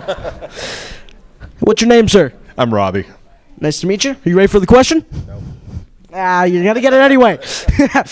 Starfish can be found living in these ecosystems, which are built by coral, a great barrier. One of these ecosystems is off the coast of Australia. A reef. That is correct, sir. See, I knew you wouldn't blow it. Come on now. You are now also the proud owner of a Fort Worth ID sponsored goodie bag. Now back to you, Chloe and Ella. Thank you, Griffin and audience. Great job. We are joined with someone else that is doing a great job, Interim Superintendent Dr. Karen Molinar. Dr. Molinar, you said that one of your priorities is putting students first and open communication with parents. How do you think these priorities will improve our district? Well, I think if we put kids first every day, then we also are putting our teachers first. That improves everything. Events like this, having our students come here to the District Service Center and just promoting all the talent that we see here. You two young ladies and then everyone that's helped running this behind the scenes, that's what it's about. It's about building back our community to show our kids are the smartest kids in Tarrant County and in Texas, and that the talent is right here in our city and in our backyard. And we have to promote you guys and show that to everyone. I'm all for that. Me too. Well, Whiz Quiz is just one of the many great things in Fort Worth ISD. What is your goal to keep the great things going in our district? Well, as you see going into our budget year for 2025-26, we're going to be reallocating our funds directly into the classroom. Whenever you put money back into the classroom and look at what we can sunset and get rid of to give our teachers and our students more money in our campuses, that's the first step, is that you're showing your commitment is truly to our students and to our campuses and to not only the academics, but the fine arts, the athletics, all the clubs, all of our programs. We couldn't do something like this evening without making sure we have funds allocated to it. We've said tonight is all about learning. What have you learned since you took over as interim superintendent? Patience, and that's not my strong point. I'm a type of person that wants to move very, very quickly. I want to see change. I want to see results. I have to balance that sometimes because of the size of our district, and just make sure that also we're being very strategic about it and make sure it's the right thing to do that will have what we call the return of investment and not just do it like just because I'm impatient. So patience has been fun. I also have to learn to turn off myself. Like I don't sleep a lot anyway, but around 2 a.m. I'm like, okay, I gotta get at least 3 hours in because I'm constantly wanting to do something and look at emails and work because this is a passion of mine. I've been here, this is year 26, and it's hard to turn it off and sometimes just remember that my body's saying you need to sleep for a couple hours. Yes, I understand that. Well, thank you, Dr. Karen Molinar, for joining us today. Thank you, ladies. Thank you. Sounds like you learned a lot. I wonder if anything she learned would help her with Whiz Quiz. Well, the scores are in. Let's get right to Mark Istook, Michael Flachet, and Audrey Thomas for the trophy presentation. Mark? Thank you very much, ladies. And again, let's hear it for our competitors in this round.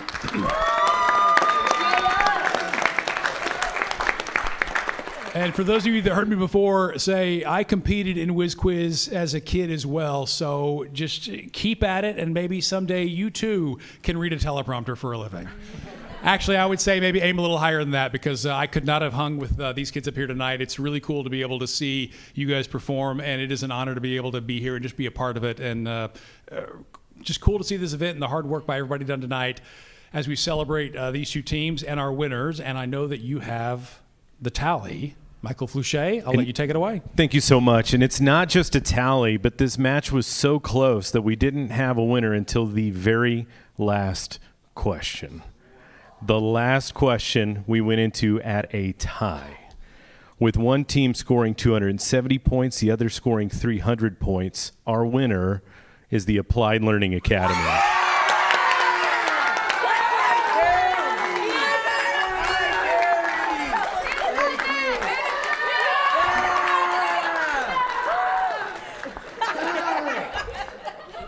They say act like you've done it before, but they haven't, so you got to give them some grace there. ALA, great job. But can we have a huge round of applause for YMLA?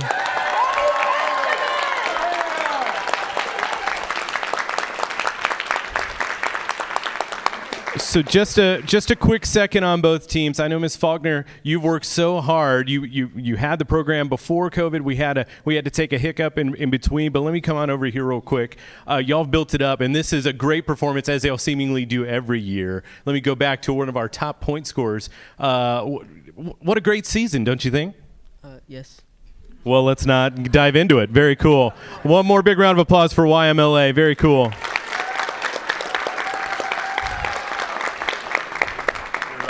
Let's go to our captain, Carter, another high point scorer. Why do you think this is such a cool moment for ALA? I mean, I have not been a part of it since ALA has won, so this is really cool to see a new team win. How special is this for you? Very special, especially because I get to share this with all my best friends, you know? Yeah, all my best friends.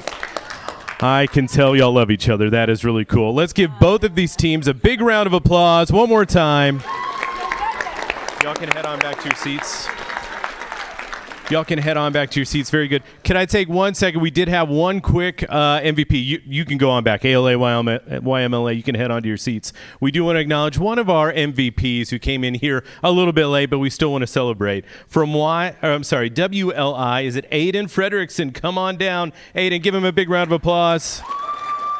With over 300 points for WLI. Glad you made it just in time. How was your season this year? I feel like it was really great considering that this is the furthest that WLI has ever made it, and we went into the season with not really that many hopes considering our high school team has never really been the best, but we did really great considering that we only had freshmen, and I'm really grateful to be the captain of that team, and I'm really grateful for all the people that are there, and I'm also grateful for my parents and my sister because I can see them right now. And can I say to WLI, they were up here in the finals at the middle school level, and can I be an encouragement to all of our middle school students? You could be a part of a program going into high school like Aiden, who's a rock star player and starting a brand new awesome tradition at the high school level at WLI, and we're super proud of them. Let's give Aiden one more big round of applause. You can head on back. Thank you, buddy. Wow, 2 matches in. We have one more match left with our high school teams. We're going to take a quick break, and we'll come back to enjoy some more talented students here very soon. Thank you. It's especially important for us Sabemos que es muy importante para getting to el learn cerebro. about different cultures. Están orgullosos de su lenguaje y su cultura. I love being in a dual language program. Dual language va a cambiar mi futuro. Dual language is a gift. Ser bilingüe es un regalo. What does this sound like to you? ¿Qué tal ahora? If you understand both, then you probably understand the power of two, el poder de dos. Ceremony. Muy bien, una ceremonia is a ceremony. Es una graduación. I like speaking 2 languages. Me gusta hablar en 2 lenguajes. To be biliterate, to be bilingual for both our English and our Spanish speakers. It is just a world of opportunity for our students. Bilingualism is like going to the gym for your brain. Did you read the poetry homework? Sí, me gusta mucho la leí en español y en inglés. Como maestra de kinder, he visto cómo los niños aprenden un segundo idioma con mucha facilidad. El pasto y el pino son parecidos. I'm gonna pick the tree. I think at their age too, they're like little sponges. So whatever you teach them, you can see it right there in that moment. Different kinds of drink. Our students will be able to speak, read, and write in both English and Spanish. Y luego se irán a las calles. Exacto. El cerebro de un estudiante que está aprendiendo el contenido en 2 idiomas es mucho más poderoso que el cerebro de una persona que solo aprende en un solo idioma. You get to learn 2 languages. Diego is bilingual and we wanted to continue that tradition. La importancia para mí como un padre era que mis niños hablan los 2 idiomas y escribir y leer en los 2 idiomas. Do you normally speak English or Spanish at home? Both. It's fun to understand people in a different language. We do offer a one-way program in which in that classroom, the only students that are there are those students who speak Spanish and are learning English, but they are taught in English and Spanish. In a 2-way classroom, same type of instruction, English and Spanish. En la clase bilingüe. My English speakers are learning Spanish. My Spanish speakers are learning English. How many bones does the duck have now? 2-way itself is appealing because not only are the kids learning English, but the kids who are wanting to learn Spanish are also doing Spanish at the same time.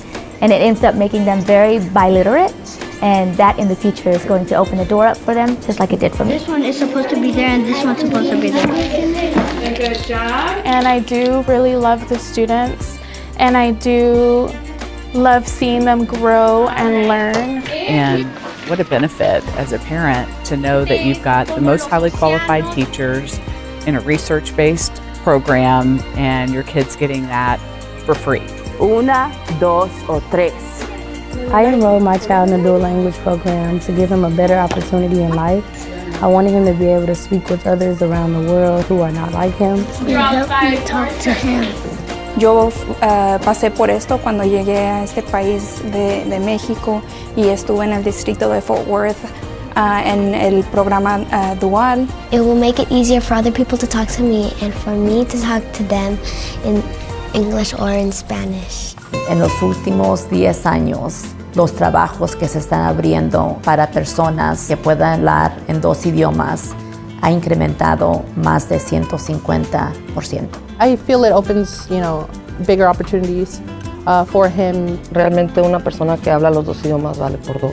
No matter what they decide to do, the Spanish is going to help them. We like to say a superpower for all kids, and that's a strength that Fort Worth ISD has, that we can say we are developing students who are bilingual, biliterate, bicultural. But it's also a way to ensure that their opportunities are more than doubled whenever they do get out of our schools. The future is wide open and it's bright, and that's why my own kids are in dual language. All right, it looks like, and to find your answer.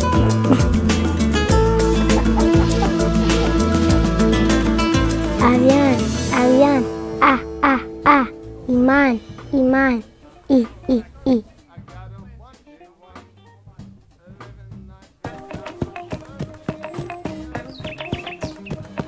We dream big at Fort Worth ISD.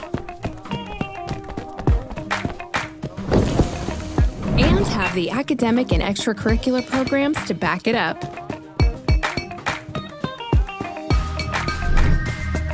Reach for it and dream big. Choose Fort Worth ISD.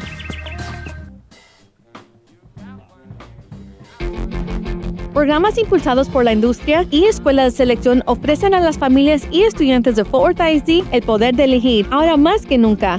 Desde aviación, ciberseguridad, artes culinarias, STEM, bellas artes, escuelas preparatorias con iniciación a la universidad y mucho más. Hay un camino para todos. Obtén certificaciones, créditos universitarios e incluso un título de asociado sin costo de matrícula. Visita fwisd.org/selecciones y consulta nuestro catálogo interactivo completo. Tienes hasta el 31 de enero para presentar tu solicitud.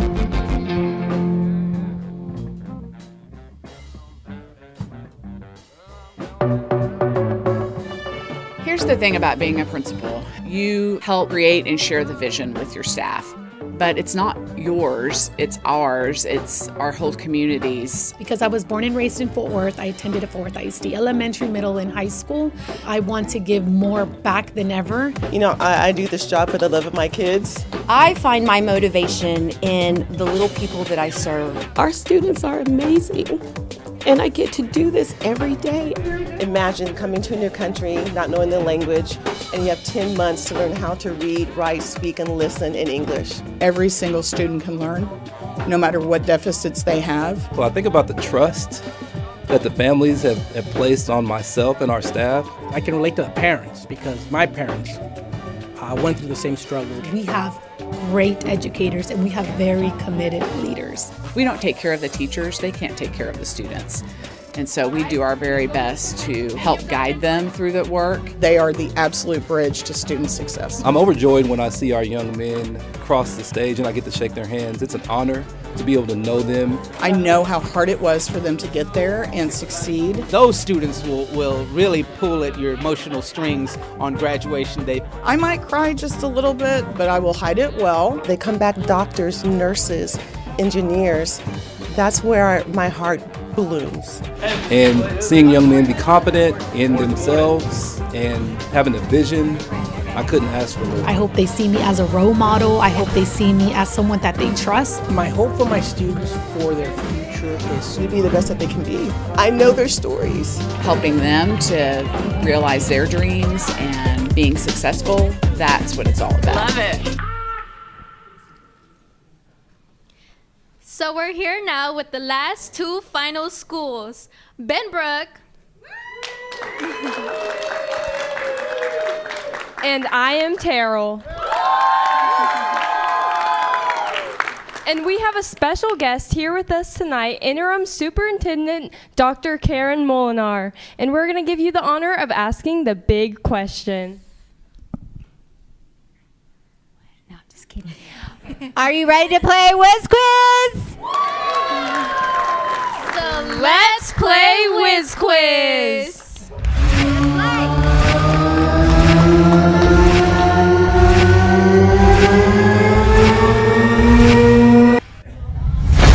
For 10 points each, name this opera. Third bonus question. Now that was a mental workout. Welcome to the finals. Is everybody ready? It's time to play the sport of knowledge. Welcome to the Fort Worth ISD Whiz Quiz. That is correct. Welcome to the Fort Worth ISD Whiz Quiz High School Finals. I'm Isabel Reyes. And I'm Maria Botello. And set to face off for the championship are I Am Terrell and Benbrook Middle High. Still rocking it between rounds, the Southwest Jazz Ensemble. Doing a great job, guys. And now the action really kicks in. And helping us with all of the action is Fort Worth native and alumnus of Fort Worth ISD, Mark Istook. Mark is a 4-time Emmy-winning anchor of Daybreak on WFAA. You name it, Mark has done it. News, sports, entertainment, and even weather. That's what makes him the perfect quizmaster for tonight's matches. Here's our quizmaster, Mark Istook, to take us to round one. Mark? Thank you, Maria and Isabel, and thank you to whoever the one guy out there who was like, yay, and there you go. That kind of humbles you, brings you down a little bit, which is great because you guys are the stars tonight, our competitors from I Am Terrell and Benbrook Middle High School. Let's hear it for these teammates.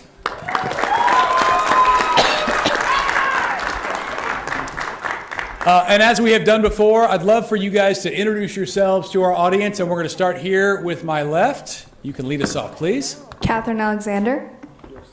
Colin Jarko. Kyle Lewis. Brady Ball. Eliza Stubblefield. Noah Gamble. Martin Clapper. Silas Carter. All right. Again, I want to recognize Michael Fluchet, who is keeping things kosher up there from the dais. And again, we're going to go over the rules tonight, which is kind of less for you guys in the audience because you guys do this all the time. It's more for me, so I know what I'm doing up here. But we've got 20 questions on tap for you guys tonight. If you were able to buzz in early and get those questions correct, they are worth 15 points. Whichever team answers a question correctly gets the opportunity to answer 3 bonus questions. Those are each worth 10 points. We'll take a quick break. After 10 questions, we'll come back for our final 10, and then assuming there is no tie, we will declare a winner. All right, are you guys ready? Yes. Is that one guy in the back who cheered ready? All right, let's go. Starting off with our first question, hands on the buzzers. Here we go. Kid Ory and Lillian Harden were 2 members of a Hot 5 ensemble in this city whose first big hit was Heebie Jeebies. Second lines, traditional to this city, wave parasols and handkerchiefs during parades. The Tremaine neighborhood of this city. New Orleans.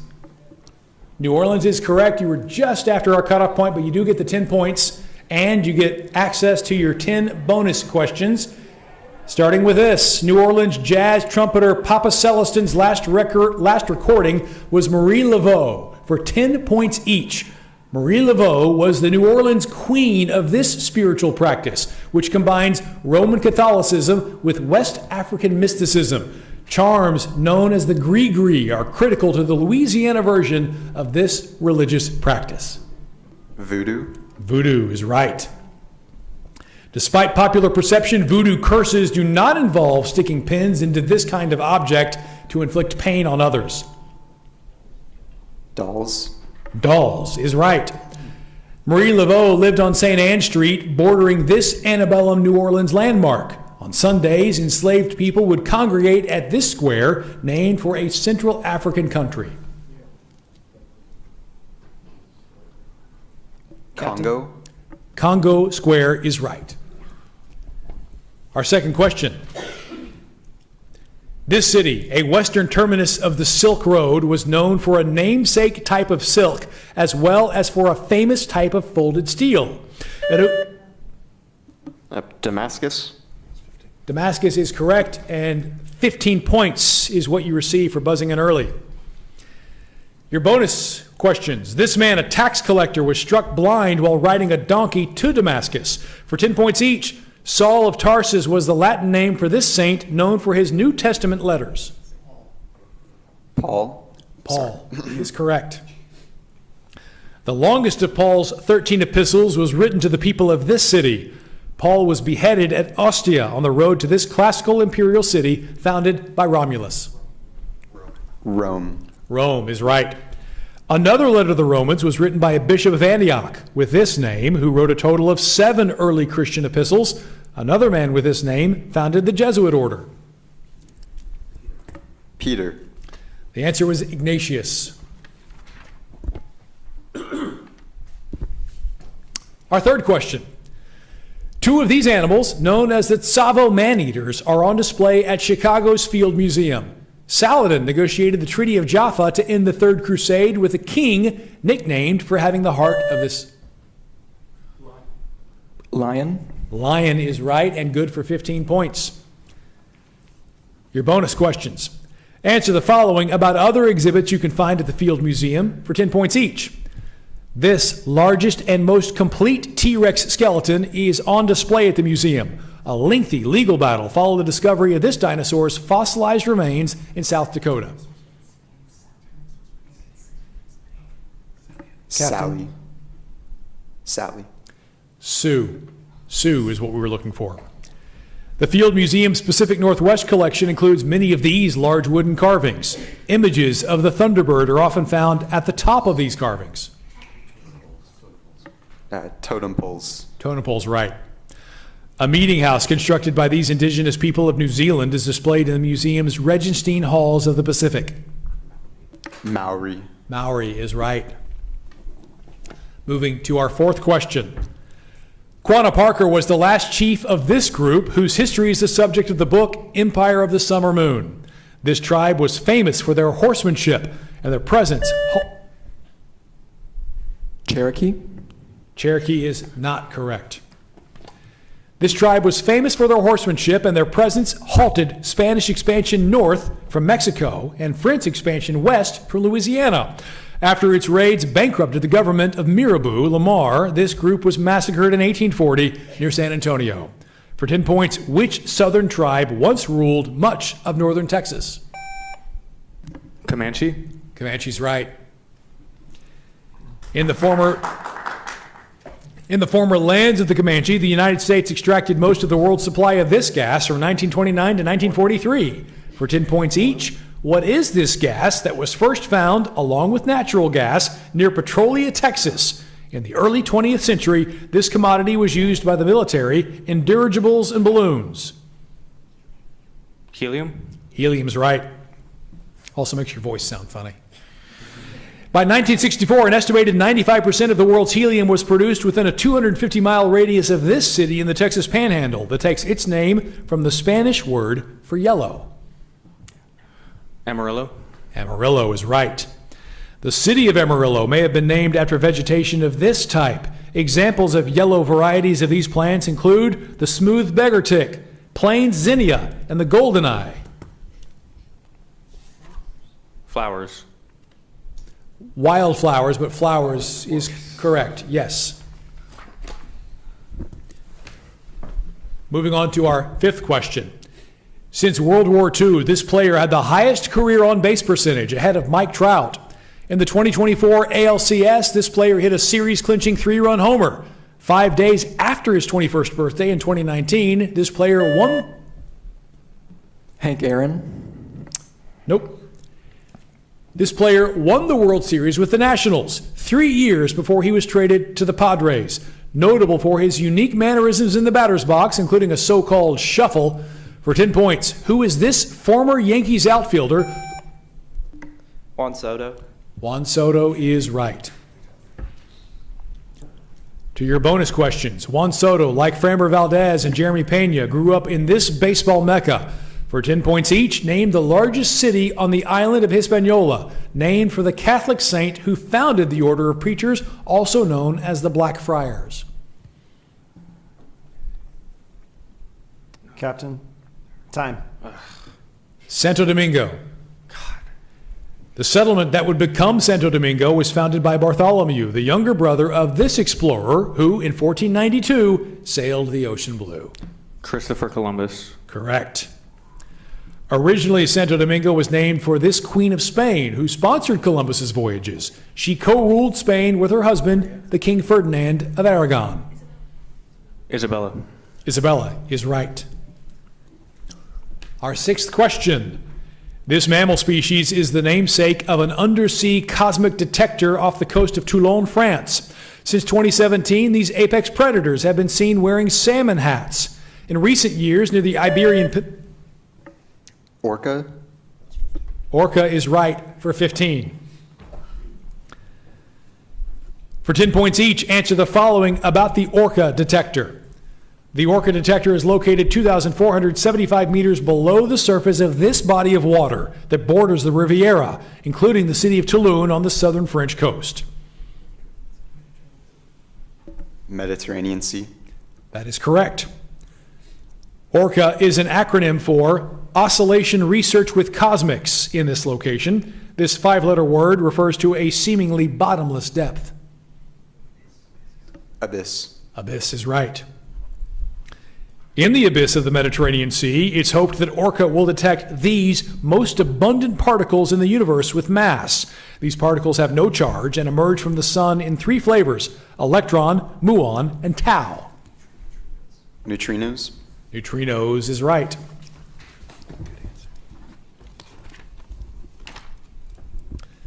Time for our 7th question. In November's 1963 massacre at the 11th parallel, 30 of this nation's Cinta Larga people were massacred by rubber company mercenaries. A stream in this nation, once called the River of Doubt, was renamed following an expedition during which Teddy Roosevelt almost died. After receiving treatment at Manaus from Portuguese doctors, for 10 points, the former president heroically returned from what South American nation? Panama? That is incorrect. From what South American nation and home to the basin of the Amazon River?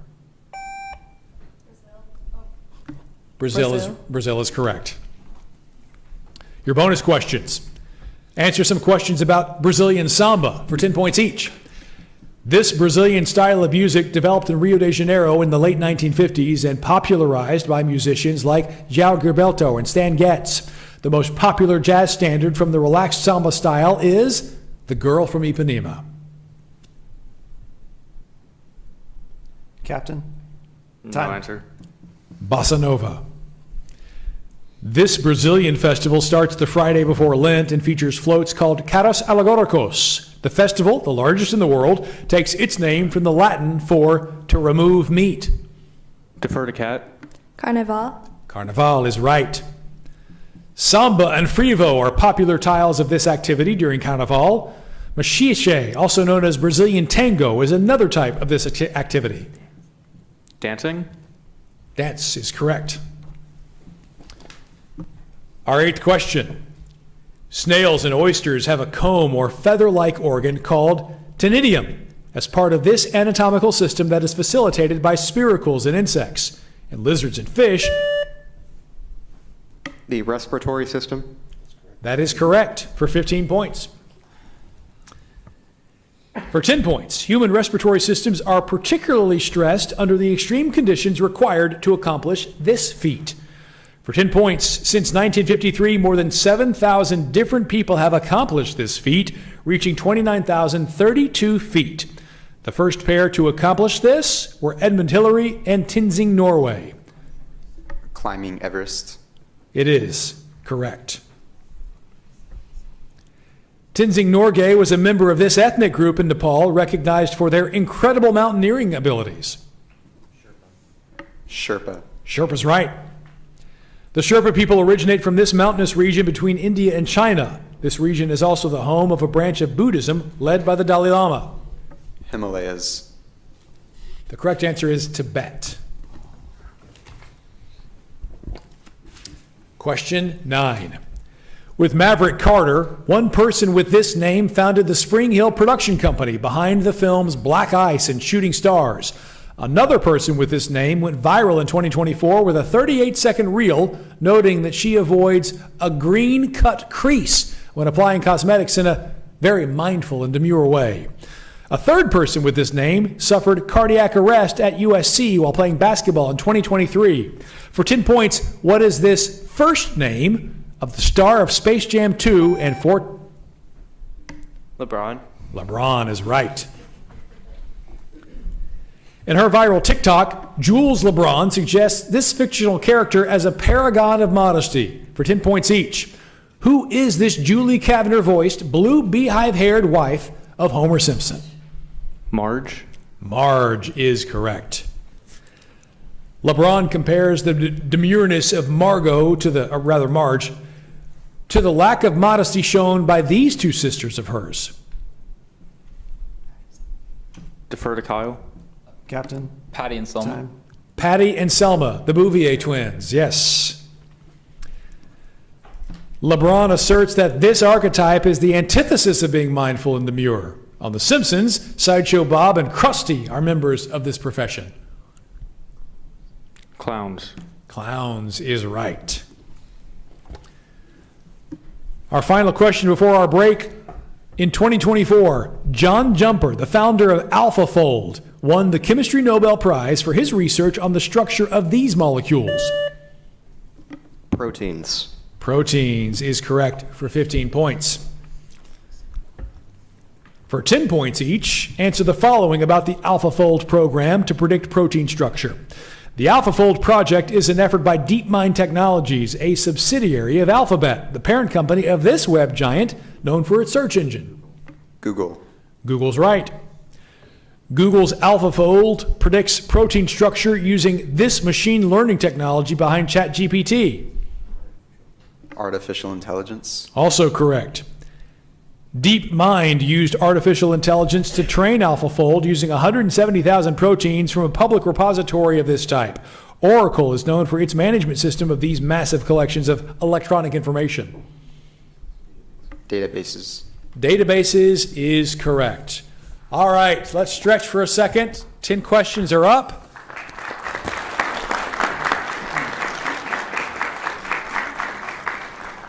We're going to toss it back to Isabel and Maria while we tabulate our first half scores.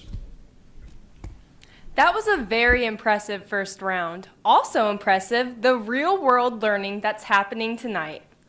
If you're just joining us, this live production is brought to you by students in Southwest High School's Gotzio Advanced Media Program, taught by Ms. Darcy McCready. And did you know that both Isabel and I competed last year at the National Skills USA contest in Career Pathways? Our team went on to win first place at the national contest. It was a wonderful experience working with my team, learning more about the broadcast industry, and bringing home first in the nation for our school and Fort Worth ISD. A lot of our skills were improved by doing Whiz Quiz. And our classmates also placed first at the National Skills USA competition in video news production. You know, everyone learned something at Whiz Quiz. Stick around and you'll learn even more.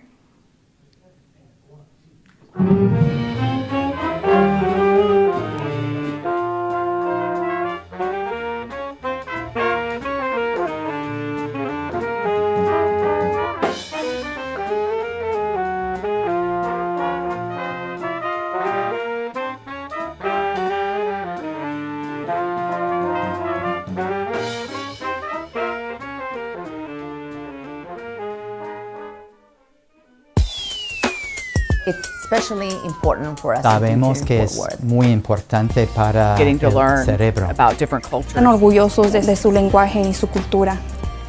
I love being in a dual language program. Dual language va a cambiar mi futuro. Dual language is a gift. Ser bilingüe es un regalo. What does this sound like to you? ¿Qué tal ahora? If you understand both, then you probably understand the power of two, el poder de dos. Ceremony. Muy bien, una ceremonia is a ceremony. Es una graduación. I like speaking two languages. Me gusta hablar en dos lenguajes. To be biliterate, to be bilingual for both our English and our Spanish speakers. It is just a world of opportunity for our students. Bilingualism is like going to the gym for your brain. Did you read the poetry homework? Sí, me gusta mucho la leí en español y en inglés. Como maestra de kinder, he visto cómo los niños aprenden un segundo idioma con mucha facilidad. El pasto y el pino son parecidos. I'm gonna pick the tree. I think at their age too, they're like little sponges. So whatever you teach them, you can see it right there in that moment. Did you guys drink? Our students will be able to speak, read, and write in both English and Spanish. ¿Y luego se irán a las calles?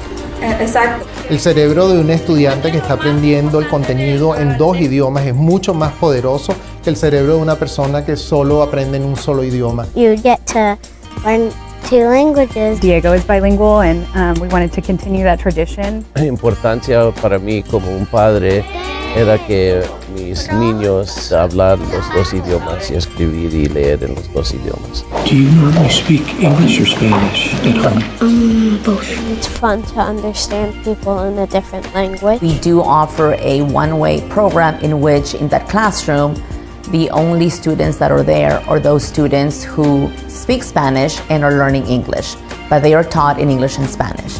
In a two-way classroom, same type of instruction, English and Spanish. En la clase bilingüe. My English speakers are learning Spanish. My Spanish speakers are learning English. How many phones does the dog have now? Two-way itself is appealing because not only are the kids learning English, but the kids who are wanting to learn Spanish are also doing Spanish at the same time.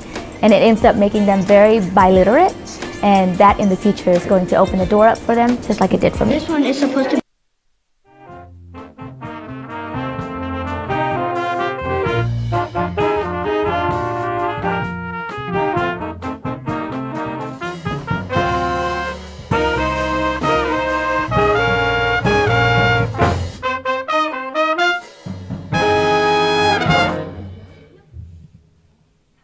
That's the Southwest High School Jazz Ensemble led tonight by Adam Kramer. Let's give them a hand.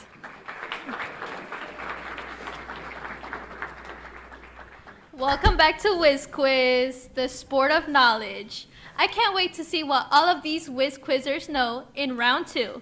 Mark, it's all yours. Hey, thank you, Maria and Isabella, and I can't wait to find out what they know as well. And we're going to start off by updating you with our scores currently. Benbrook Middle High School with 140. I Am Terrell Academy, 235. So we've got ourselves a match as we move to our 11th question. Do we have any new competitors up here? Everybody's the same? All right, we're ready to go. Hands on the buzzers. Here is our 11th question. Fear is the mind killer is a frequently quoted litany mantra originated by the Bene Gesserit from this novel. Dune. Dune is correct for 15 points.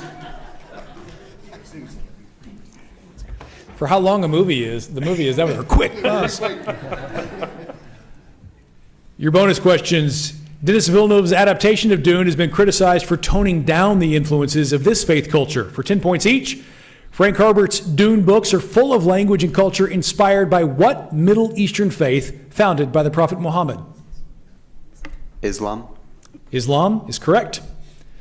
An Al Jazeera article criticized the publicity for Villeneuve's film by using the word crusade instead of this Islamic term for holy war. Jihad. Jihad is right. In the Villeneuve movie, some scenes set in the Arrakis deserts were filmed at the Wadi Rum, south of Petra, in this nation. Wadi Rum is near this nation's borders with Israel and Saudi Arabia and across the Gulf of Aqaba from Egypt. Jordan. Jordan is right. To our 12th question. Due to boll weevil infestations in the 1920s, black tenant farmers of this commodity initiated the Great Migration. The British opted for Egyptian imports of this commodity after an embargo by the Confederates during the American Civil War. Cotton. Cotton is right. To your bonus questions. These statements are the threads which weave together to form religious rules and customs. For 10 points each, the platform, Pure Land, and White Lotus are examples of these short religious lessons. These statements are often contrasted with mantras. Captain? Edict. Time. Sutra is what we were looking for. The oldest surviving sutras are the Anaputa and the Nadana Sutras in this language. The largest collection of sutras, the Vedas, are written in this ancient Indian language. Sanskrit. Sanskrit's right. The Platform and White Lotus Sutras are associated with the Mahayana sect of this religion. Adherents of this Asian religion seek nirvana, the Sanskrit word for enlightenment. Buddhism. Buddhism's right. Moving to our 13th question. Historian Richard White condemned Jay Gould and James Fisk, financiers in this industry, as con artists for their role in the Credit Mobiliar scandal. Commodore Cornelius Vanderbilt made his fortune in this industry. Two of the largest companies in this... Steel? That is incorrect. Two of the largest companies in this industry, the Central Pacific and the Union Pacific... Railroads. Railroads is right. Answer the following questions about railroads and board game culture for 10 points each.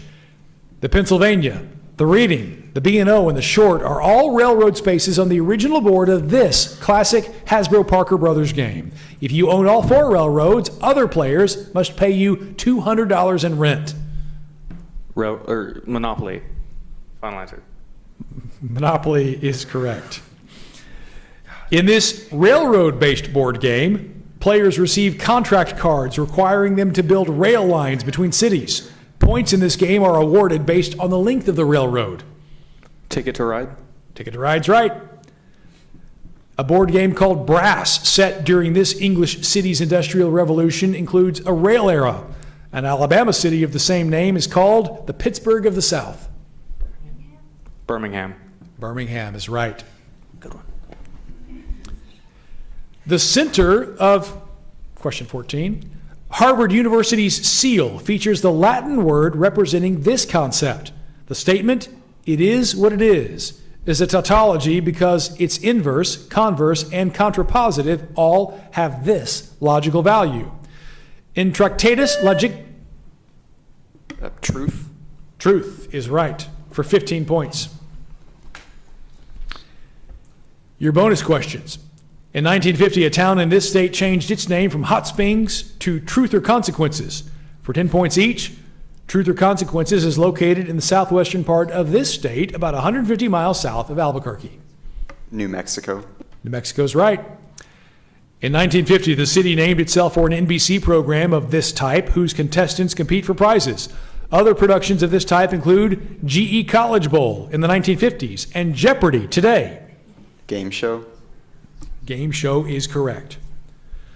Truth or Consequences is located on this body of water that, for roughly 1,000 miles, forms an international border. The Rio Grande. That is correct. Question 15.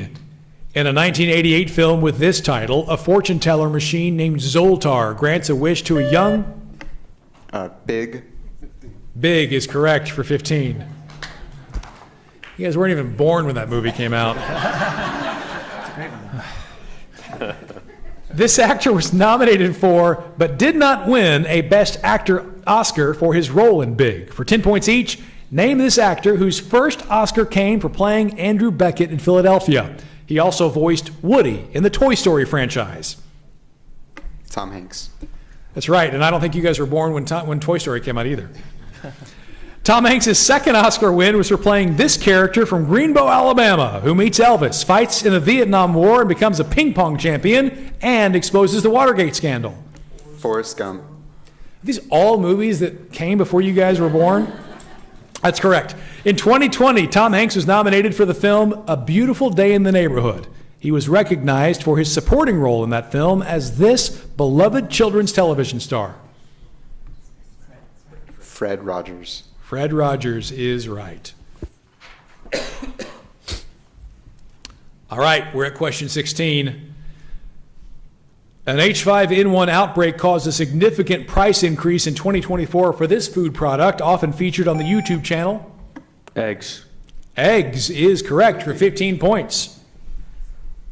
That was extraordinary. I like eggs. I've got egg yolks for days. They go over easy. All right, for 10 points each, name the following about eggs in popular culture. Colorful and decorative eggs are traditionally used during this Christian festival that commemorates the resurrection of Jesus. Easter.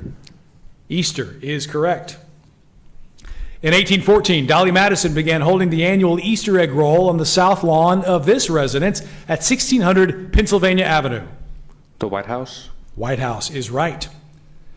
The House of Fabergé in this country historically made elaborate jewel-encrusted Easter eggs for its czars. The country is also known for its nesting dolls called Matryoshka dolls or babushka dolls. Russia. I'm gonna let you get that one right. I'm gonna let, yeah, all right, yeah. That's enough of that. All right, you were right. Our 17th question, hands on the buzzer. Arthur Ashkin won the 2018 Physics Nobel Prize for the invention of microscopic tweezers using these devices. A more common type of these devices, used for nanopositioning and the manufacturing of circuit boards, operates at 633 nanometers. Those devices employ helium-neon gain mediums and were frequently used... Lasers? Lasers is right. Your bonus questions. Tulane PhD student Luke Auld Thomas noticed patterns on a LiDAR laser survey and discovered an archaeological site called Valeriana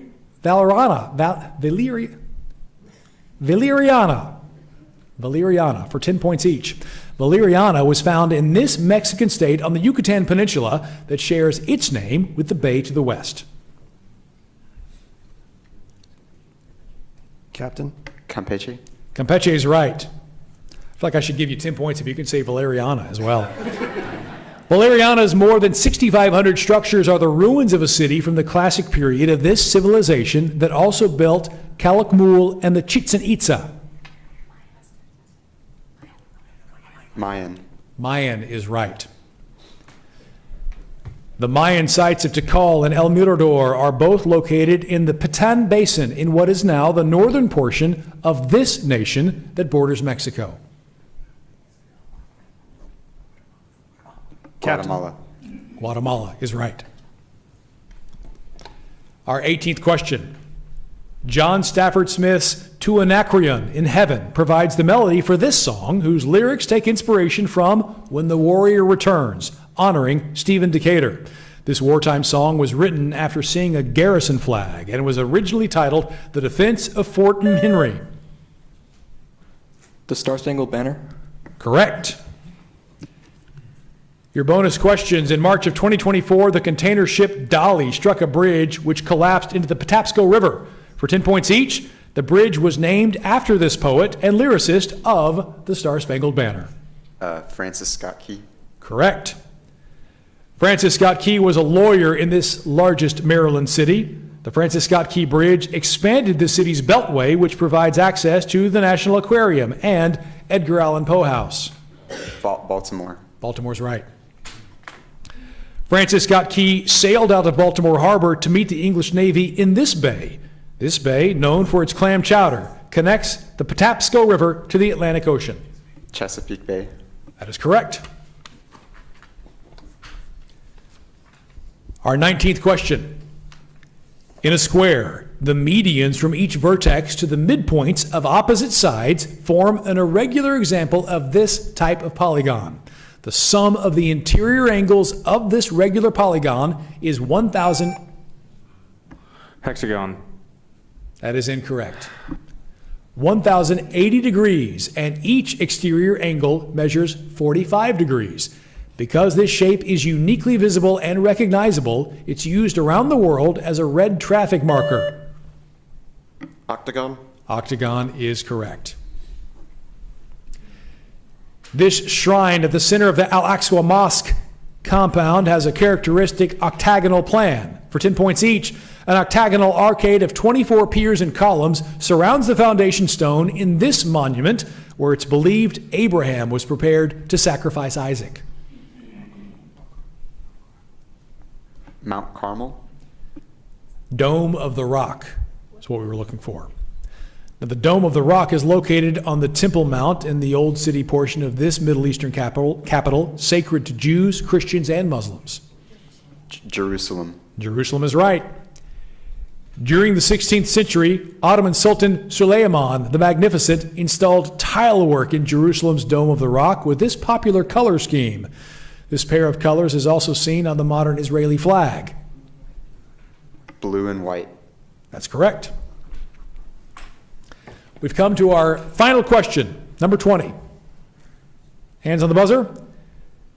Between the words Siran and Most in this poem, the writing of the Noel Codex switches from one scribe to another.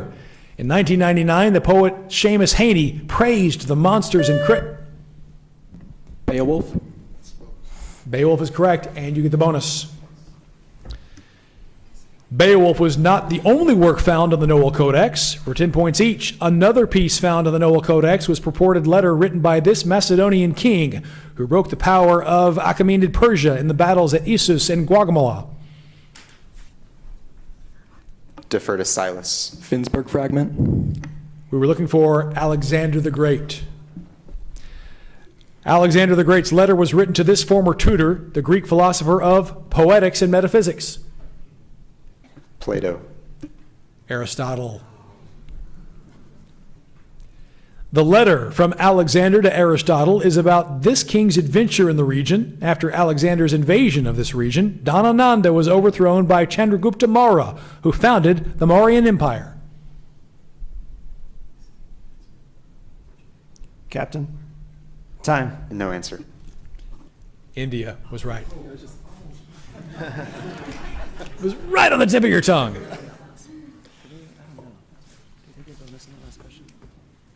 On this one? Yeah. I think they did, correct? The bonus on this one? On the last question, no. Well, no, I think you got it right in. On the. Oh, Beowulf? Yeah. Oh, yeah, you got it Yeah, right you here. get the 15. Yeah. Yeah. All right, that wraps up our round. We're going to take a break. Let our tabulators tabulate. We're going to send it back to Isabella Maria. this sure has been a great night of Whiz Quiz. While they add up the scores, it's time for some fun with the audience. Let's turn it over to our friend Eric Garcia for cue the drum roll. Are you smarter than a Whiz Quizzer? Eric, it looks like you have some eager contestants ready to go. Mar and Isabel, yes, I sure do. I have some eager contestants here along with me today. Ma'am, how are you today? I'm fine, thanks. Okay, that is good to hear. Okay. Sorry, I'm a little nervous.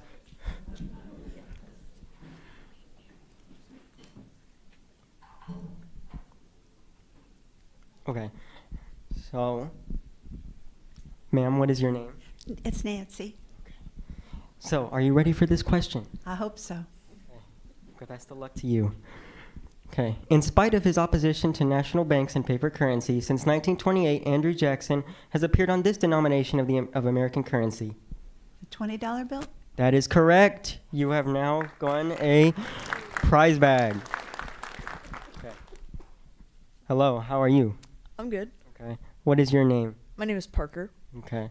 Parker. So, are you ready for this question? Yes, sir. Okay.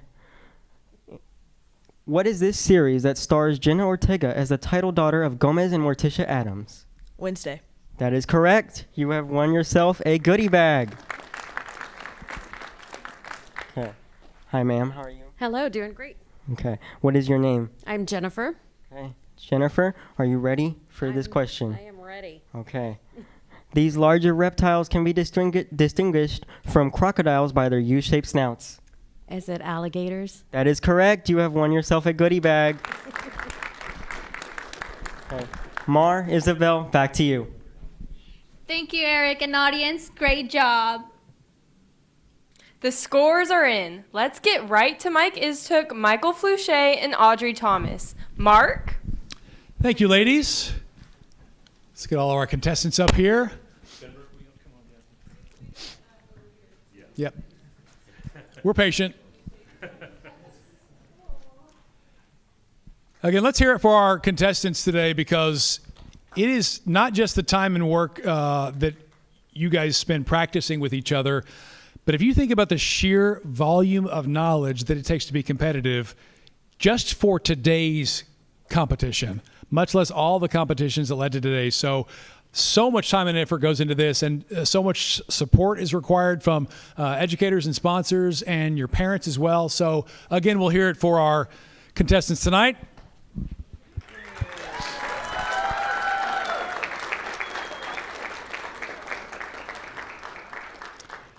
I had the answer sheet, and I couldn't have gotten half of them right. So kudos to you guys. And I know that, Michael, you have the tabulated results. So without further ado, I'll hand it over to you. Thank you so much, Mark. And before I jump into this, can I have a big round of applause for Southwest and the AMP program putting on tonight? Wow. Darcy McCready and everybody, this is a treat to have a student-run event here, and not only celebrating the students behind the scenes, but in front of the cameras. You did absolutely amazing. And again, hats off to these two programs. Benbrook was here in the 6th grade level. They're here at the high school level because they're one of the best overall Whiz Quiz programs. They're here at the top every year. We're so proud of them. I Am Terrell. Y'all been in a few of these finals matches before, just waiting to put yourself over the top. But can I just give a big round of applause to both sets of the coaches behind these programs, Coach Krempa, Tiffany over there, and Wampak, Robert Raymond. Let's hear it for the coaches.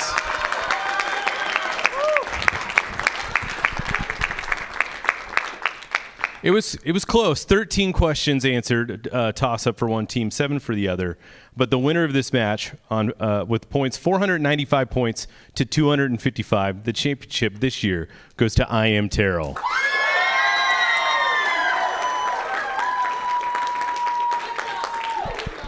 So Benbrook, and then we'll take this one to Benbrook too. In the second place, let's hear it for Benbrook Middle High School, doing a great job. Colin, what a great year, wouldn't you say? Yeah? I got to quit asking one-word answer questions here. I Am Terrell, can I ask you, I think we were all amazed really by both teams, but the amount of times y'all got it not just right, but right early for 15 points. That was amazing. Can you tell me a little bit about why y'all were able to do that? Anybody? Yeah, you. I guess we kind of going back to what Martin said earlier, we got in the flow and it just made our thoughts really clear, I guess, and we were able to get that early. So yeah. Does it feel good to finally make it over the top here and get first place? And Mark, before I send it back over to you, I'd be remiss not to bring up, usually in the driver's seat here at the high school level is Pascal. Like, they have such an amazing program. So for both of these teams to do great, and I'm actually really complimenting Pascal and how great they are, but also complimenting even more these two teams setting new traditions at their campuses. Mark, it's really cool. They did great this season. No, it totally is. Again, I think it speaks to the sheer volume of knowledge accumulated by them all leading up to today. I mean, it really is cool across so many disciplines. I mean, we covered music and science and art and movie history of movies that were before you guys were born. And math and geography and so much. I mean, you can't just be a one-trick pony. You've got to have this wide breadth of knowledge. And, we were talking before, earlier about just how this prepares kids for life after school. And again, I think you guys are all so well prepared. And as a big fan of everything that happens here in Fort Worth ISD, it's really humbling to see you guys do what you're doing. And I know us adults like to wring our hands about the future and the kids of the day. I think we're in pretty good hands with these guys leading the way for the future generations. So again, kudos. Okay. That is it for us from down here. But again, thank you guys for letting me be a part of this event. It really is pretty special to me, and I'm very grateful to be here, and it's pretty cool to see you guys as well. So congrats to our winners and all of our competitors as we send it back to our ladies. Thank you, Mark. Congratulations to the new champions. I am Terrell. Both teams did an awesome job. It's been a great night. Thank you, all of us at Fort Worth ISD. Thank you for supporting our students. Follow us on all our social media. Good night, everyone. Good night.